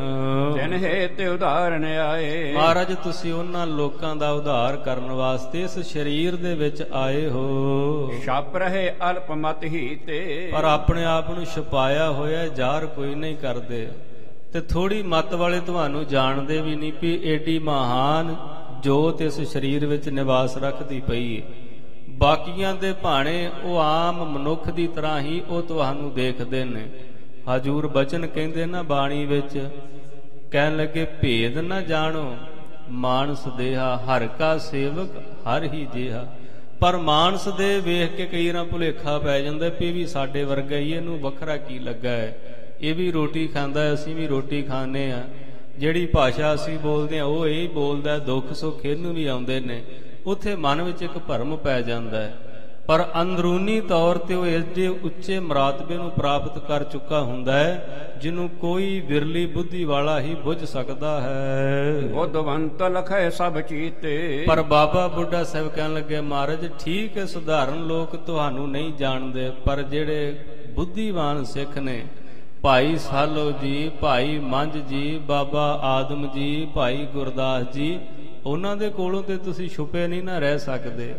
ਉਹ ਤਾਂ ਤੁਹਾਡੀ ਸਰਬ ਕਲਾ ਸਮਰੱਥ ਅਵਸਥਾ ਨੂੰ ਜਾਣਦੇ ਹਨ। ਗੁਰ ਤਬਹਿ ਪ੍ਰਸਾਦ ਮੰਗਾਇਓ। ਸਤਿਗੁਰੂ ਬੜੇ ਖੁਸ਼ ਹੋਏ, ਬੜਾ ਪਿਆਰ ਕੀਤਾ ਬਾਬਾ ਬੁੱਢਾ ਸਾਹਿਬ ਜੀ ਨਾਲ। ਗੁਰਸਿੱਖਾਂ ਨੂੰ ਇਸ਼ਾਰਾ ਕੀਤਾ, ਜਾਓ ਪ੍ਰਸ਼ਾਦ ਲੈ ਕੇ ਆਓ। ਮਨ ਪੰਜ ਤੋਲ ਕਰ ਲਿਆਇਓ, ਔਰ ਤੋਲ ਕੇ 5 ਮਣ ਪੱਕਾ ਪ੍ਰਸ਼ਾਦ ਮੰਗਾਇਆ ਹੈ। ਰੱਖ ਬੁੱਢੇ ਪ੍ਰਾਤ ਅਗੇਰੇ, ਤੇ ਮਹਾਰਾਜ ਨੇ ਉਹ ਪ੍ਰਾਤ ਪ੍ਰਵਾ ਕੇ ਪ੍ਰਸ਼ਾਦ ਦੀ ਬਾਬਾ ਬੁੱਢਾ ਸਾਹਿਬ ਜੀ ਅੱਗੇ ਰੱਖ ਦਿੱਤੀ। ਸ਼ੁਭ ਬਾਗ ਪਨੇ ਤਿਸ ਵੇਰੇ, ਤੇ ਆਪਣੀ ਪਵਿੱਤਰ ਰਸਨਾ ਤੋਂ ਬਾਬਾ ਜੀ ਨੂੰ ਆਖਣ ਲੱਗੇ, ਇਹ ਸਗਲ ਪ੍ਰਸਾਦ ਵਰਤਾਓ। ਕਹਿਣ ਲੱਗੇ, ਬਾਬਾ ਜੀ ਆਪਣੇ ਹੱਥੀਂ ਇਹ ਜਿਤਨਾ ਪ੍ਰਸ਼ਾਦ ਮੰਗਾਇਆ ਤੁਸੀਂ ਸੰਗਤ ਵਿੱਚ ਵਰਤਾ ਦਿਓ। ਹਰ ਗੋਬਿੰਦ ਆਪ ਪੜਾਓ, ਇਹ ਤਾਂ ਪ੍ਰਸ਼ਾਦ ਮੰਗਾਇਆ ਕਿ ਅੱਜ ਤੋਂ ਬਾਅਦ ਅਸੀਂ ਆਪਣੇ ਸੁਪੁੱਤਰ ਨੂੰ ਤੁਹਾਡੇ ਕੋਲ ਪੜਨ ਵਾਸਤੇ ਬਿਠਾਉਣ ਲੱਗੇ ਹਾਂ। ਗੁਰਮੁਖੀ ਸੋ ਵਿਦਿਆ ਦੀਜੈ, ਤੁਸੀਂ ਕਿਰਪਾ ਕਰੋ ਇਸ ਮੇਰੇ ਪੁੱਤਰ ਨੂੰ ਗੁਰਮੁਖੀ ਪੰਜਾਬੀ ਦੇ ਅੱਖਰ ਸੁਣਾ ਦਿਓ, ਗੁਰਮੁਖੀ ਦੀ ਵਿਦਿਆ ਦੇ ਦਿਓ। ਸਿਸੇ ਉਪਰ ਕਰੁਣਾ ਕੀਜੈ, ਇਹ ਬੱਚਾ ਹੈ, ਇਹਨੇ ਅਜੇ ਸਿੱਖਣਾ ਹੈ, ਤੁਸੀਂ ਇਹਦੇ ਉੱਤੇ ਕਿਰਪਾ ਕਰੋ। ਪੱਟੀ ਲਿਖ 35 ਸਾਰੇ, ਔਰ ਜਿਹੜੀ ਪੱਟੀ ਕਹਿੰਦੇ ਨੇ, ਜਿਹੜੇ 35 ਅੱਖਰ ਨੇ, ਉਹ ਸਾਰੇ ਦੇ ਸਾਰੇ ਫੱਟੀ ਉਤੇ ਲਿਖ ਦਿੱਤੇ। ਸਿਖਰਾਬ ਹੋ ਮੁਖ ਉਚਾਰੀ, ਬਾਬਾ ਜੀ ਆਪਣੇ ਮੁਖ ਤੋਂ ਬੋਲਦੇ ਨੇ ਤੇ ਪਿੱਛੇ ਪਿੱਛੇ ਬਾਲਕ ਗੁਰੂ ਹਰਗੋਬਿੰਦ ਸਾਹਿਬ ਮਹਾਰਾਜ ਨੂੰ ਪੜ੍ਹਾ ਰਹੇ ਹਨ। ਹੁਣ ਸਾਹਿਬ ਬੁੱਢੇ ਭਾਖਾ, ਪਰ ਸੁਣ ਕੇ ਜਦੋਂ ਇਸ ਤਰ੍ਹਾਂ ਮਹਾਰਾਜ ਨੇ ਕਿਹਾ ਨਾ ਵੀ ਗੁਰਮੁਖੀ ਦੇ ਅੱਖਰ ਸੁਣਾ ਦਿਓ, ਤੇ ਅੱਗੋਂ ਨਿਮਰਤਾ ਦੀ ਮੂਰਤ ਬਾਬਾ ਬੁੱਢਾ ਸਾਹਿਬ ਜੀ ਕਹਿਣ ਲੱਗੇ, ਮੈਂ ਜਾਟ ਘਾਸ ਕੋ ਰਾਖਾ। ਕਹਿਣ ਲੱਗੇ, ਮਹਾਰਾਜ ਮੈਂ ਕੀ ਪੜਾਵਾਂਗਾ, ਮੈਂ ਤਾਂ ਖੁਦ ਨਹੀਂ ਪੜਿਆ, ਮੈਂ ਤਾਂ ਜੱਟ ਹਾਂ ਤੇ ਮੈਂ ਤਾਂ ਘਾਹ ਦੀ ਰਾਖੀ ਕਰਨ ਵਾਲਾ। ਜ਼ਮੀਨ ਦਾ ਕੰਮ ਮੇਰੇ ਕੋਲ ਜਿਤਨਾ ਮਰਜ਼ੀ ਲੈ ਲਓ, ਕਿਉਂਕਿ ਉੱਥੇ ਵੀ ਬੀੜ ਸਾਹਿਬ ਜ਼ਮੀਨ ਦੀ ਖੇਤੀਬਾੜੀ ਕਰਦੇ ਸਨ। ਕਹਿਣ ਲੱਗੇ, ਮੈਂ ਤਾਂ ਜੱਟ ਬੂਟ ਹਾਂ ਜਾਤ ਦਾ, ਵਿਦਿਆ ਬਾਰੇ ਕੋ ਮੈਨੂੰ ਸੋਝੀ ਨਹੀਂ ਹੈ। ਮੁਝ ਪੜਨੋ ਕਛੂ ਨ ਆਵੇ, ਮੈਨੂੰ ਪੜਨਾ ਕੁਛ ਵੀ ਨਹੀਂ ਆਉਂਦਾ, ਮੇਰੇ ਕੋਲ ਤਾਂ ਕੋਈ ਵੀ ਗੁਣ ਨਹੀਂ ਹੈ। ਕਿਆ ਜਾਣੋ ਕਹਾਂ ਪੜਾਵੇ, ਮੈਂ ਕੀ ਜਾਣਦਾ ਪੜ੍ਹਾਈ ਕਿਹਨੂੰ ਕਹਿੰਦੇ ਨੇ ਤੇ ਕਿਵੇਂ ਪੜ੍ਹਾਈ ਜਾਂਦੀ ਹੈ। ਜੋ ਆਪ ਪੜ੍ਹੇ ਸੋ ਪੜ੍ਹਾਈ, ਇਹ ਤਾਂ ਜਿਹੜਾ ਕੋਈ ਪੜ੍ਹਿਆ ਹੁੰਦਾ ਹੈ, ਕੋਈ ਵਿਆਕਰਨ ਦੇ ਅਨੁਸਾਰ ਸਿੱਖਿਆ ਹੁੰਦਾ, ਉਹੀ ਦੂਜੇ ਨੂੰ ਪੜ੍ਹਾ ਸਕਦਾ ਹੈ। ਅਨਪੜ੍ਹ ਕਹਾਂ ਦੇ ਸਿਖਾਈ, ਤੇ ਮਹਾਰਾਜ ਮੈਂ ਤਾਂ ਅਨਪੜ੍ਹ ਹਾਂ, ਬੁੱਢਾ ਜਿਹਾ ਆਦਮੀ ਹਾਂ, ਮੈਨੂੰ ਕੋਈ ਪੜ੍ਹਾਈ ਨਹੀਂ ਆਉਂਦੀ। ਸ੍ਰੀ ਅਰਜਨ ਸੁਣ ਕਰ ਭਾਖੇ, ਗੁਰੂ ਅਰਜਨ ਸਾਹਿਬ ਮਹਾਰਾਜ ਸੁਣ ਕੇ ਮੁਸਕਰਾ ਪਏ, ਕਹਿਣ ਲੱਗੇ, ਤੁਮ ਸਗਲ ਸ਼ਕਤ ਕੋ ਰਾਖੇ। ਕਹਿਣ ਲੱਗੇ, ਕਿਉਂ ਛਪਾਉਂਦੇ ਹੋ ਆਪਣੇ ਆਪ ਨੂੰ, ਕੀ ਹੈ ਜੋ ਤੁਹਾਡੇ ਅੰਦਰ ਨਹੀਂ ਸਮਾਇਆ। ਅਸ ਵਸਤੂ ਕੌਣ ਜਗ ਮਾਹੀ, ਐਸੀ ਕੌਣ ਸੀ ਵਸਤ ਹੈ ਇਸ ਜਗ ਦੇ ਵਿੱਚ ਜੋ ਤੁਹਾਡੇ ਅੰਦਰ ਨਹੀਂ ਹੈ। ਜੋ ਤੁਮ ਕਹੋ ਆਵਤ ਨਾਹੀ, ਹਾਂ ਕੋਈ ਐਸੀ ਭਾਸ਼ਾ, ਐਸਾ ਗਿਆਨ ਨਹੀਂ ਇਸ ਦੁਨੀਆ ਦੇ ਵਿੱਚ ਜੋ ਤੁਹਾਨੂੰ ਨਹੀਂ ਆਉਂਦਾ। ਨਹਿ ਆਏ ਜੋ ਹਿਰਦੈ ਤੁਮਾਰੇ, ਐਸੀ ਕੋਈ ਵੀ ਦਾਤ ਨਹੀਂ ਜੋ ਤੁਹਾਡੇ ਹਿਰਦੇ ਦੇ ਵਿੱਚ ਗੁਰੂ ਨਾਨਕ ਨੇ ਨਹੀਂ ਬਖਸ਼ੀ। ਸੋ ਭਾਈ ਨਾ ਜਗਤ ਮਝਾਰੇ, ਹਾਂ ਐਸੀ ਕੋਈ ਜਗਤ ਵਿੱਚ ਵਸਤੂ ਨਹੀਂ, ਐਸਾ ਕੋਈ ਗਿਆਨ ਨਹੀਂ, ਐਸੀ ਕੋਈ ਦਾਤ ਨਹੀਂ ਜਿਸ ਤੋਂ ਤੁਹਾਨੂੰ ਵਾਂਝੇ ਰੱਖਿਆ ਹੈ। ਜੋ ਭਾਈ ਪਰਪੰਚ ਹੈ ਮਧੇ, ਕੋਈ ਵੀ ਸੰਸਾਰ ਵਿੱਚ ਐਸੀ ਦੁਰਲੱਭ ਵਸਤੂ ਨਹੀਂ ਜੋ ਤੁਸੀਂ ਨਹੀਂ ਜਾਣਦੇ। ਸੋ ਤੁਮਹਿ ਬਿਦਤ ਸਭ ਸੁਧ ਹੈ, ਸੋ ਇਸ ਕਰਕੇ ਤੁਹਾਨੂੰ ਸਾਰਾ ਕੁਝ ਪ੍ਰਗਟ ਹੈ, ਤੁਹਾਡੇ ਅੰਦਰ ਗਿਆਨ ਹੈ, ਤੁਸੀਂ ਸਭ ਕਾਹੇ ਨੂੰ ਜਾਣਦੇ ਹੋ। ਨਹਿ ਕੀਜਹਿ ਅਪਰ ਬਲਾਉ, ਸੋ ਇਸ ਕਰਕੇ ਆਪਣੇ ਆਪ ਨੂੰ ਛਪਾਓ ਨਾ, ਜਿਵੇਂ ਤੁਹਾਨੂੰ ਬਚਨ ਕਹੇ ਨੇ ਸਾਡੀ ਬੇਨਤੀ ਪ੍ਰਵਾਨ ਕਰੋ। ਸਰਬੱਗਿਆ ਤਤਦਗਿਆ ਤਦਾਉ, ਹਾਂ ਸਰਬੱਗਿਆ ਤਤਗਿਆ, ਤੁਸੀਂ ਤਾਂ ਤਤਕਾਲੀ ਮਹਾਂਪੁਰਸ਼ ਹੋ, ਤੁਸੀਂ ਤਾਂ ਅੰਤਰਜਾਮੀ ਹੋ, ਤੁਹਾਨੂੰ ਸਭ ਕੁਝ ਗਿਆਤ ਹੈ। ਸ਼ੁਭ ਦਿਓ ਸਮਹੂਰਤ ਆਜ, ਸੋ ਇਸ ਕਰਕੇ ਸਾਡੀ ਬੇਨਤੀ ਮੰਨੋ, ਅੱਜ ਸੋਹਣਾ ਦਿਨ ਹੈ ਤੇ ਸਾਰੀਆਂ ਸਿੱਖ ਸੰਗਤਾਂ ਬੈਠੀਆਂ ਨੇ, ਤੁਸੀਂ ਇਸ ਬਾਲ ਨੂੰ ਆਪਣਾ ਸ਼ਾਗਿਰਦ ਬਣਾ ਲਓ। ਜੋ ਕਰੀਏ ਸੋ ਪੁਰਵੈ ਕਾਜ, ਹਾਂ ਇਸ ਕਾਜ ਨੂੰ ਜਿੰਨੀ ਛੇਤੀ ਹੋ ਸਕੇ ਕਰ ਲੈਣਾ ਚਾਹੀਦਾ ਹੈ। ਕਹੈ ਸ੍ਰੀ ਗੁਰੂ ਨਾਨਕ ਨਾਮ, ਕਹਿ ਕੇ ਗੁਰੂ ਨਾਨਕ ਪਾਤਸ਼ਾਹ ਦਾ ਧਿਆਨ ਧਰ ਕੇ ਦੇਹ ਵਿਦਿਆ ਅਬ ਅਬਿਰਹਾਮ। ਸਤਿਗੁਰੂ ਕਹਿਣ ਲੱਗੇ, ਬਾਬਾ ਜੀ ਹੁਣ ਇਹ ਸੋਹਣੀ ਵਿਦਿਆ ਜੋ ਤੁਹਾਡੇ ਹਿਰਦੇ ਵਿੱਚ ਟਿਕੀ ਏ, ਮੇਰੇ ਪੁੱਤਰ ਨੂੰ ਪੜ੍ਹਾ ਦਿਓ। ਜਸ ਸਤਿਗੁਰ ਜਬੈ ਬਖਾਨ, ਸੋ ਇਸ ਤਰ੍ਹਾਂ ਜਦੋਂ ਜਸ ਕੀਤਾ ਨਾ ਬਾਬਾ ਜੀ ਦਾ ਤੇ ਸੁਣਿਆ ਬਾਬਾ ਬੁੱਢਾ ਸਾਹਿਬ ਜੀ ਨੇ, ਤਬ ਬੁੱਢੇ ਸਾਹਿਬ ਮਾਨਿਓ, ਮੰਨ ਲਿਆ ਹੁਕਮ ਹੈ ਨਾ ਹੁਣ ਸਤਿਗੁਰੂ ਦਾ। ਪਹਿਲਾਂ ਤੇ ਸਿੱਖ ਨਿਮਰਤਾ ਵਿੱਚ ਝੁਕਦਾ ਹੈ, ਨਿਵਦਾ ਹੈ, ਜਿੰਨਾ ਨਿਉ ਸਕੇ ਨਿਵਣ ਦਾ ਯਤਨ ਕਰਦਾ ਹੈ, ਪਰ ਇੱਕ ਥਾਂ ਤੇ ਗੁਰੂ ਦਾ ਬਚਨ ਵੀ ਮੰਨਣਾ ਪੈਂਦਾ ਹੈ। ਕਈ ਵਾਰ ਨਿਮਰਤਾ ਫਿਰ ਵਿਖਾਵਾ ਬਣ ਜਾਂਦੀ ਹੈ। ਕਰਨੀ ਵਾਲੇ ਮਹਾਂਪੁਰਖ ਹੋਏ ਨੇ ਬਾਬਾ ਆਨੰਦ ਸਿੰਘ ਜੀ, ਨਾਨਕਸਰ ਵਾਲੇ ਮਹਾਂਪੁਰਖ, ਉਹਨਾਂ ਦੇ ਜੀਵਨ ਦੀ ਇਸ ਤਰ੍ਹਾਂ ਦੀ ਇੱਕ ਘਟਨਾ ਆਉਂਦੀ ਹੈ। ਕਿਸੇ ਸੇਵਕ ਨੂੰ ਕਹਿਣ ਲੱਗੇ ਵੀ ਮੇਰੀ ਪਿੱਠ ਅੱਜ ਦਰਦ ਕਰਦੀ ਹੈ, ਸਰੀਰ ਬਜ਼ੁਰਗ ਹੈ, ਤੂੰ ਆਪਣੇ ਪੈਰ ਦੇ ਨਾਲ ਪੋਲੀ ਜੀ ਦਬਾ ਦੇ, ਇਹਨੂੰ ਥੋੜਾ ਕੁ ਸਮਾਂ ਦਬਾ ਦੇ। ਉਹ ਕਹਿੰਦਾ ਮਹਾਂਪੁਰਖੋ ਆਪ ਜੀ ਏਡੀ ਉੱਚੀ ਸ਼ਖਸੀਅਤ ਹੋ, ਮੈਂ ਪੈਰ ਰੱਖਦਾ ਚੰਗਾ ਨਹੀਂ ਲੱਗਦਾ। ਕਹਿਣ ਲੱਗੇ ਚੱਲ ਠੀਕ ਹੈ ਤੇਰੀ ਮਰਜ਼ੀ, ਜੇ ਲੱਕ ਤੇ ਨਹੀਂ ਰੱਖਿਆ ਤੇ ਜ਼ੁਬਾਨ ਤੇ ਤਾਂ ਰੱਖ ਹੀ ਦਿੱਤਾ ਹੈ ਪੈਰ, ਹੁਕਮ ਨਹੀਂ ਨਾ ਮੰਨਿਆ। ਸੋ ਇਹ ਹੈ ਕੂੜਾਵੀ ਨਿਮਰਤਾ। ਕਿਧਰੇ ਨਾ ਕਿਧਰੇ ਗੁਰੂ ਦਾ ਬਚਨ ਮੰਨਣਾ ਪੈਂਦਾ, ਪਰ ਸਿੱਖ ਇੱਕ ਵਾਰੀ ਬੇਨਤੀ ਕਰਦਾ ਹੈ, ਜਦੋਂ ਦੂਜੀ ਵਾਰੀ ਕਵੇ ਫਿਰ ਝੂਠ ਨਾ ਬੋਲੇ, ਵਿਖਾਵੇ ਦੀ ਨਿਮਰਤਾ ਨਾ ਕਰੇ।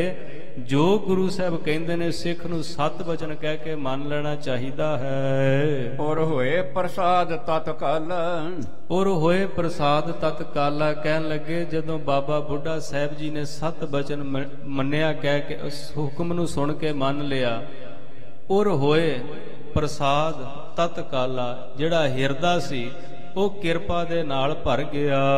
ਵਰਤਾਏ ਪ੍ਰਸਾਦ ਵਿਸਾਲਾ, ਤੇ ਗੁਰੂ ਸਾਹਿਬ ਦਾ ਹੁਕਮ ਬਣ ਕੇ ਉਹ ਜਿਹੜੀ ਸਮੱਗਰੀ ਪ੍ਰਸ਼ਾਦ ਦੇ ਰੂਪ ਵਿੱਚ ਮੰਗਵਾਈ ਸੀ ਉਹ ਸਾਰੀ ਵੰਡ ਦਿੱਤੀ। ਗੁਰ ਅਗਰ ਨਿਵਾਇਓ ਮੱਥ, ਤੇ ਆਪਣਾ ਪਹਿਲਾਂ ਸੀਸ ਗੁਰੂ ਦੇ ਚਰਨਾਂ ਵਿੱਚ ਝੁਕਾ ਦਿੱਤਾ। ਕਿਉਂਕਿ ਇਸ ਗੱਲ ਨੂੰ ਤਾਂ ਬਾਬਾ ਜੀ ਵੀ ਜਾਣਦੇ ਨੇ ਕਿ ਭਈ ਜਿਨ੍ਹਾਂ ਨੂੰ ਅੱਜ ਮੈਂ ਪੜ੍ਹਾਉਣ ਲੱਗਾ ਕੋਈ ਆਮ ਸ਼ਖਸੀਅਤ ਨਹੀਂ, 6ਵਾਂ ਜਾਮਾ ਹੈ ਗੁਰੂ ਸਾਹਿਬ ਦਾ। ਇਹਨਾਂ ਦੇ ਵਿੱਚ ਅਖੀਰ ਜੋਤ ਟਿਕਣੀ ਹੈ ਕੱਲ ਨੂੰ, ਤੇ ਪਹਿਲਾਂ ਗੁਰੂ ਦੇ ਚਰਨਾਂ ਵਿੱਚ ਮੈਂ ਪਹਿਲਾਂ ਹੀ ਝੁਕ ਜਾਵਾਂ। ਕੋਈ ਐਸੀ ਗੁਸਤਾਖੀ ਨਾ ਕਰ ਬੈਠਾ ਪੜ੍ਹਾਉਂਦਿਆਂ ਕਿਧਰੇ ਮਨ ਵਿੱਚ ਮਾਣ ਨਾ ਆ ਜਾਏ ਕਿ ਮੇਰੇ ਕੋਲੋਂ ਪੜ੍ਹੇ ਨੇ। ਹਾਲਾਂਕਿ 6ਵੇਂ ਪਾਤਸ਼ਾਹ ਬੜਾ ਸਤਿਕਾਰ ਕਰਦੇ ਰਹੇ ਬਾਬਾ ਬੁੱਢਾ ਸਾਹਿਬ ਜੀ ਦਾ। ਇੱਕ ਦਿਨ ਪਾਲਕੀ ਵਿੱਚ ਬੈਠ ਕੇ ਆ ਰਹੇ ਸਨ ਦਰਬਾਰ ਸਾਹਿਬ ਦੀ ਪਰਿਕਰਮਾ ਕਰਨ ਵਾਸਤੇ, ਤੇ ਗੁਰੂ ਹਰਗੋਬਿੰਦ ਸਾਹਿਬ ਜੀ ਨੇ ਹੁਕਮ ਦਿੱਤਾ ਹੋਇਆ ਸੀ ਸਿੱਖਾਂ ਨੂੰ ਵੀ ਬਾਬਾ ਜੀ ਜਦੋਂ ਵੀ ਆਉਣ ਬਜ਼ੁਰਗ ਨੇ ਇਹਨਾਂ ਨੂੰ ਪਾਲਕੀ ਦੇ ਵਿੱਚ ਲੈ ਕੇ ਆਉਣਾ ਹੈ। ਹੋਰ ਕਿਸੇ ਦੀ ਪਾਲਕੀ ਨਹੀਂ ਸੀ ਆਉਂਦੀ ਦਰਬਾਰ ਸਾਹਿਬ ਦੇ ਅੰਦਰ, ਬਾਬਾ ਬੁੱਢਾ ਸਾਹਿਬ ਜੀ ਪਾਲਕੀ ਵਿੱਚ ਬੈਠ ਕੇ ਆਉਂਦੇ ਸਨ। ਇੱਕ ਦਿਨ ਆ ਰਹੇ ਅਸ਼ੋਪਲੇ ਜੀ, ਹੁਣ ਪਾਲਕੀ ਨੂੰ ਪੜਦੇ ਲੱਗੇ ਹੁੰਦੇ ਨੇ ਚਾਰੇ ਪਾਸੇ, ਤੇ ਗੁਰੂ ਹਰਗੋਬਿੰਦ ਸਾਹਿਬ ਮਹਾਰਾਜ ਜਵਾਨ ਦੌੜ ਕੇ ਜਾ ਕੇ ਪਾਲਕੀ ਨੂੰ ਮੋਢਾ ਦੇ ਦਿੱਤਾ। ਬਾਬਾ ਬੁੱਢਾ ਸਾਹਿਬ ਜੀ ਇੱਕਦਮ ਤਰਬਕ ਕੇ ਪਾਲਕੀ ਵਿੱਚੋਂ ਬਾਹਰ ਨਿਕਲ ਗਏ। ਸਤਿਗੁਰੂ ਹੱਸ ਕੇ ਕਹਿਣ ਲੱਗੇ ਤੁਹਾਨੂੰ ਕਿਵੇਂ ਪਤਾ ਲੱਗਾ? ਬਾਬਾ ਕਹਿੰਦੇ ਕਿਵੇਂ ਹੋ ਸਕਦਾ ਹੈ ਗੁਰੂ ਸਾਹਮਣੇ ਆਵੇ ਤੇ ਸਿੱਖ ਦੇ ਅੰਦਰ ਭਾਵਨਾ ਦਾ ਪਤਾ ਨਾ ਲੱਗੇ? ਇਹ ਤਾਂ ਚੁੰਬਕ ਹੈ ਤੁਹਾਡੀ, ਤੁਸੀਂ ਤਾਂ ਕੋਲ ਦੀ ਵੀ ਲੰਘ ਜੋ ਤਾਂ ਸਿੱਖ ਹਿੱਲ ਜਾਂਦਾ ਹੈ ਚੁੰਬਕ ਦੀ ਤਰ੍ਹਾਂ। ਏਡੀ ਨਿਮਰਤਾਵਾਨ ਮੂਰਤ ਸਨ ਬਾਬਾ ਬੁੱਢਾ ਸਾਹਿਬ ਜੀ। ਵਿਦਿਆ ਜ਼ਰੂਰ ਦੇਣ ਲੱਗੇ ਨੇ ਪਰ ਪਹਿਲਾਂ ਗੁਰੂ ਦੇ ਚਰਨਾਂ ਵਿੱਚ ਝੁਕ ਗਏ। ਗਹਿ ਪਟਿਆ ਆਪਣੇ ਹੱਥ, ਔਰ ਫਿਰ ਉਹ ਫੱਟੀ ਆਪਣੇ ਹੱਥ ਵਿੱਚ ਲੈ ਲਈ ਜੋ ਪੜਾਉਣੀ, ਜਿਹਦੇ ਉੱਤੇ ਗੁਰਮੁਖੀ ਅੱਖਰ ਲਿਖਣੇ ਹਨ। ਸਭ 35 ਲਿਖ ਕਰ ਦੀਨੀ, ਤੇ ਸਾਰੇ 35 ਦੇ 35 ਅੱਖਰ ਜੋ ਗੁਰਮੁਖੀ ਦੇ ਨੇ ਫੱਟੀ ਦੇ ਉੱਤੇ ਲਿਖ ਦਿੱਤੇ। ਹਰ ਗੋਬਿੰਦ ਜੀ ਕਰ ਲੀਨੀ, ਔਰ ਬਾਲ ਹਰਗੋਬਿੰਦ ਸਾਹਿਬ ਜੀ ਨੂੰ ਉਹ ਫੱਟੀ ਲਿਖ ਕੇ ਹੱਥ ਵਿੱਚ ਫੜਾ ਦਿੱਤੀ। ਕਹਿ ਪ੍ਰਥਮੈ ਓੰਕਾਰ, ਸਭ ਤੋਂ ਪਹਿਲਾਂ ਫੱਟੀ ਉੱਤੇ ਕੀ ਲਿਖਿਆ ਹੈ? ਕਹਿਣ ਲੱਗੇ ਬੋਲੋ ਮੇਰੇ ਪਿੱਛੇ ਪਿੱਛੇ ਬੋਲੋ।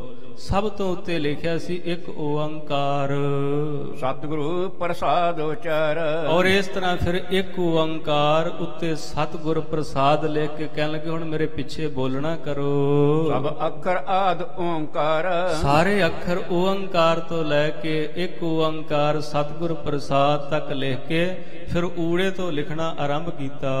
ਪੜ ਲੀਨੇ ਅੰਤ ਅੜਕਾਰ, ਔਰ ਸਾਰੇ ਅੱਖਰ ਪੜ੍ਹਾਏ ਨੇ ਊੜੇ ਤੋਂ ਲੈ ਕੇ ੜਾੜੇ ਤੱਕ, ਯਈਆ ਰਾਰਾ ਲੱਲਾ ਬਊਆ ੜਾੜਾ ਸਾਰੇ ਅੱਖਰ ਲਿਖ ਦਿੱਤੇ।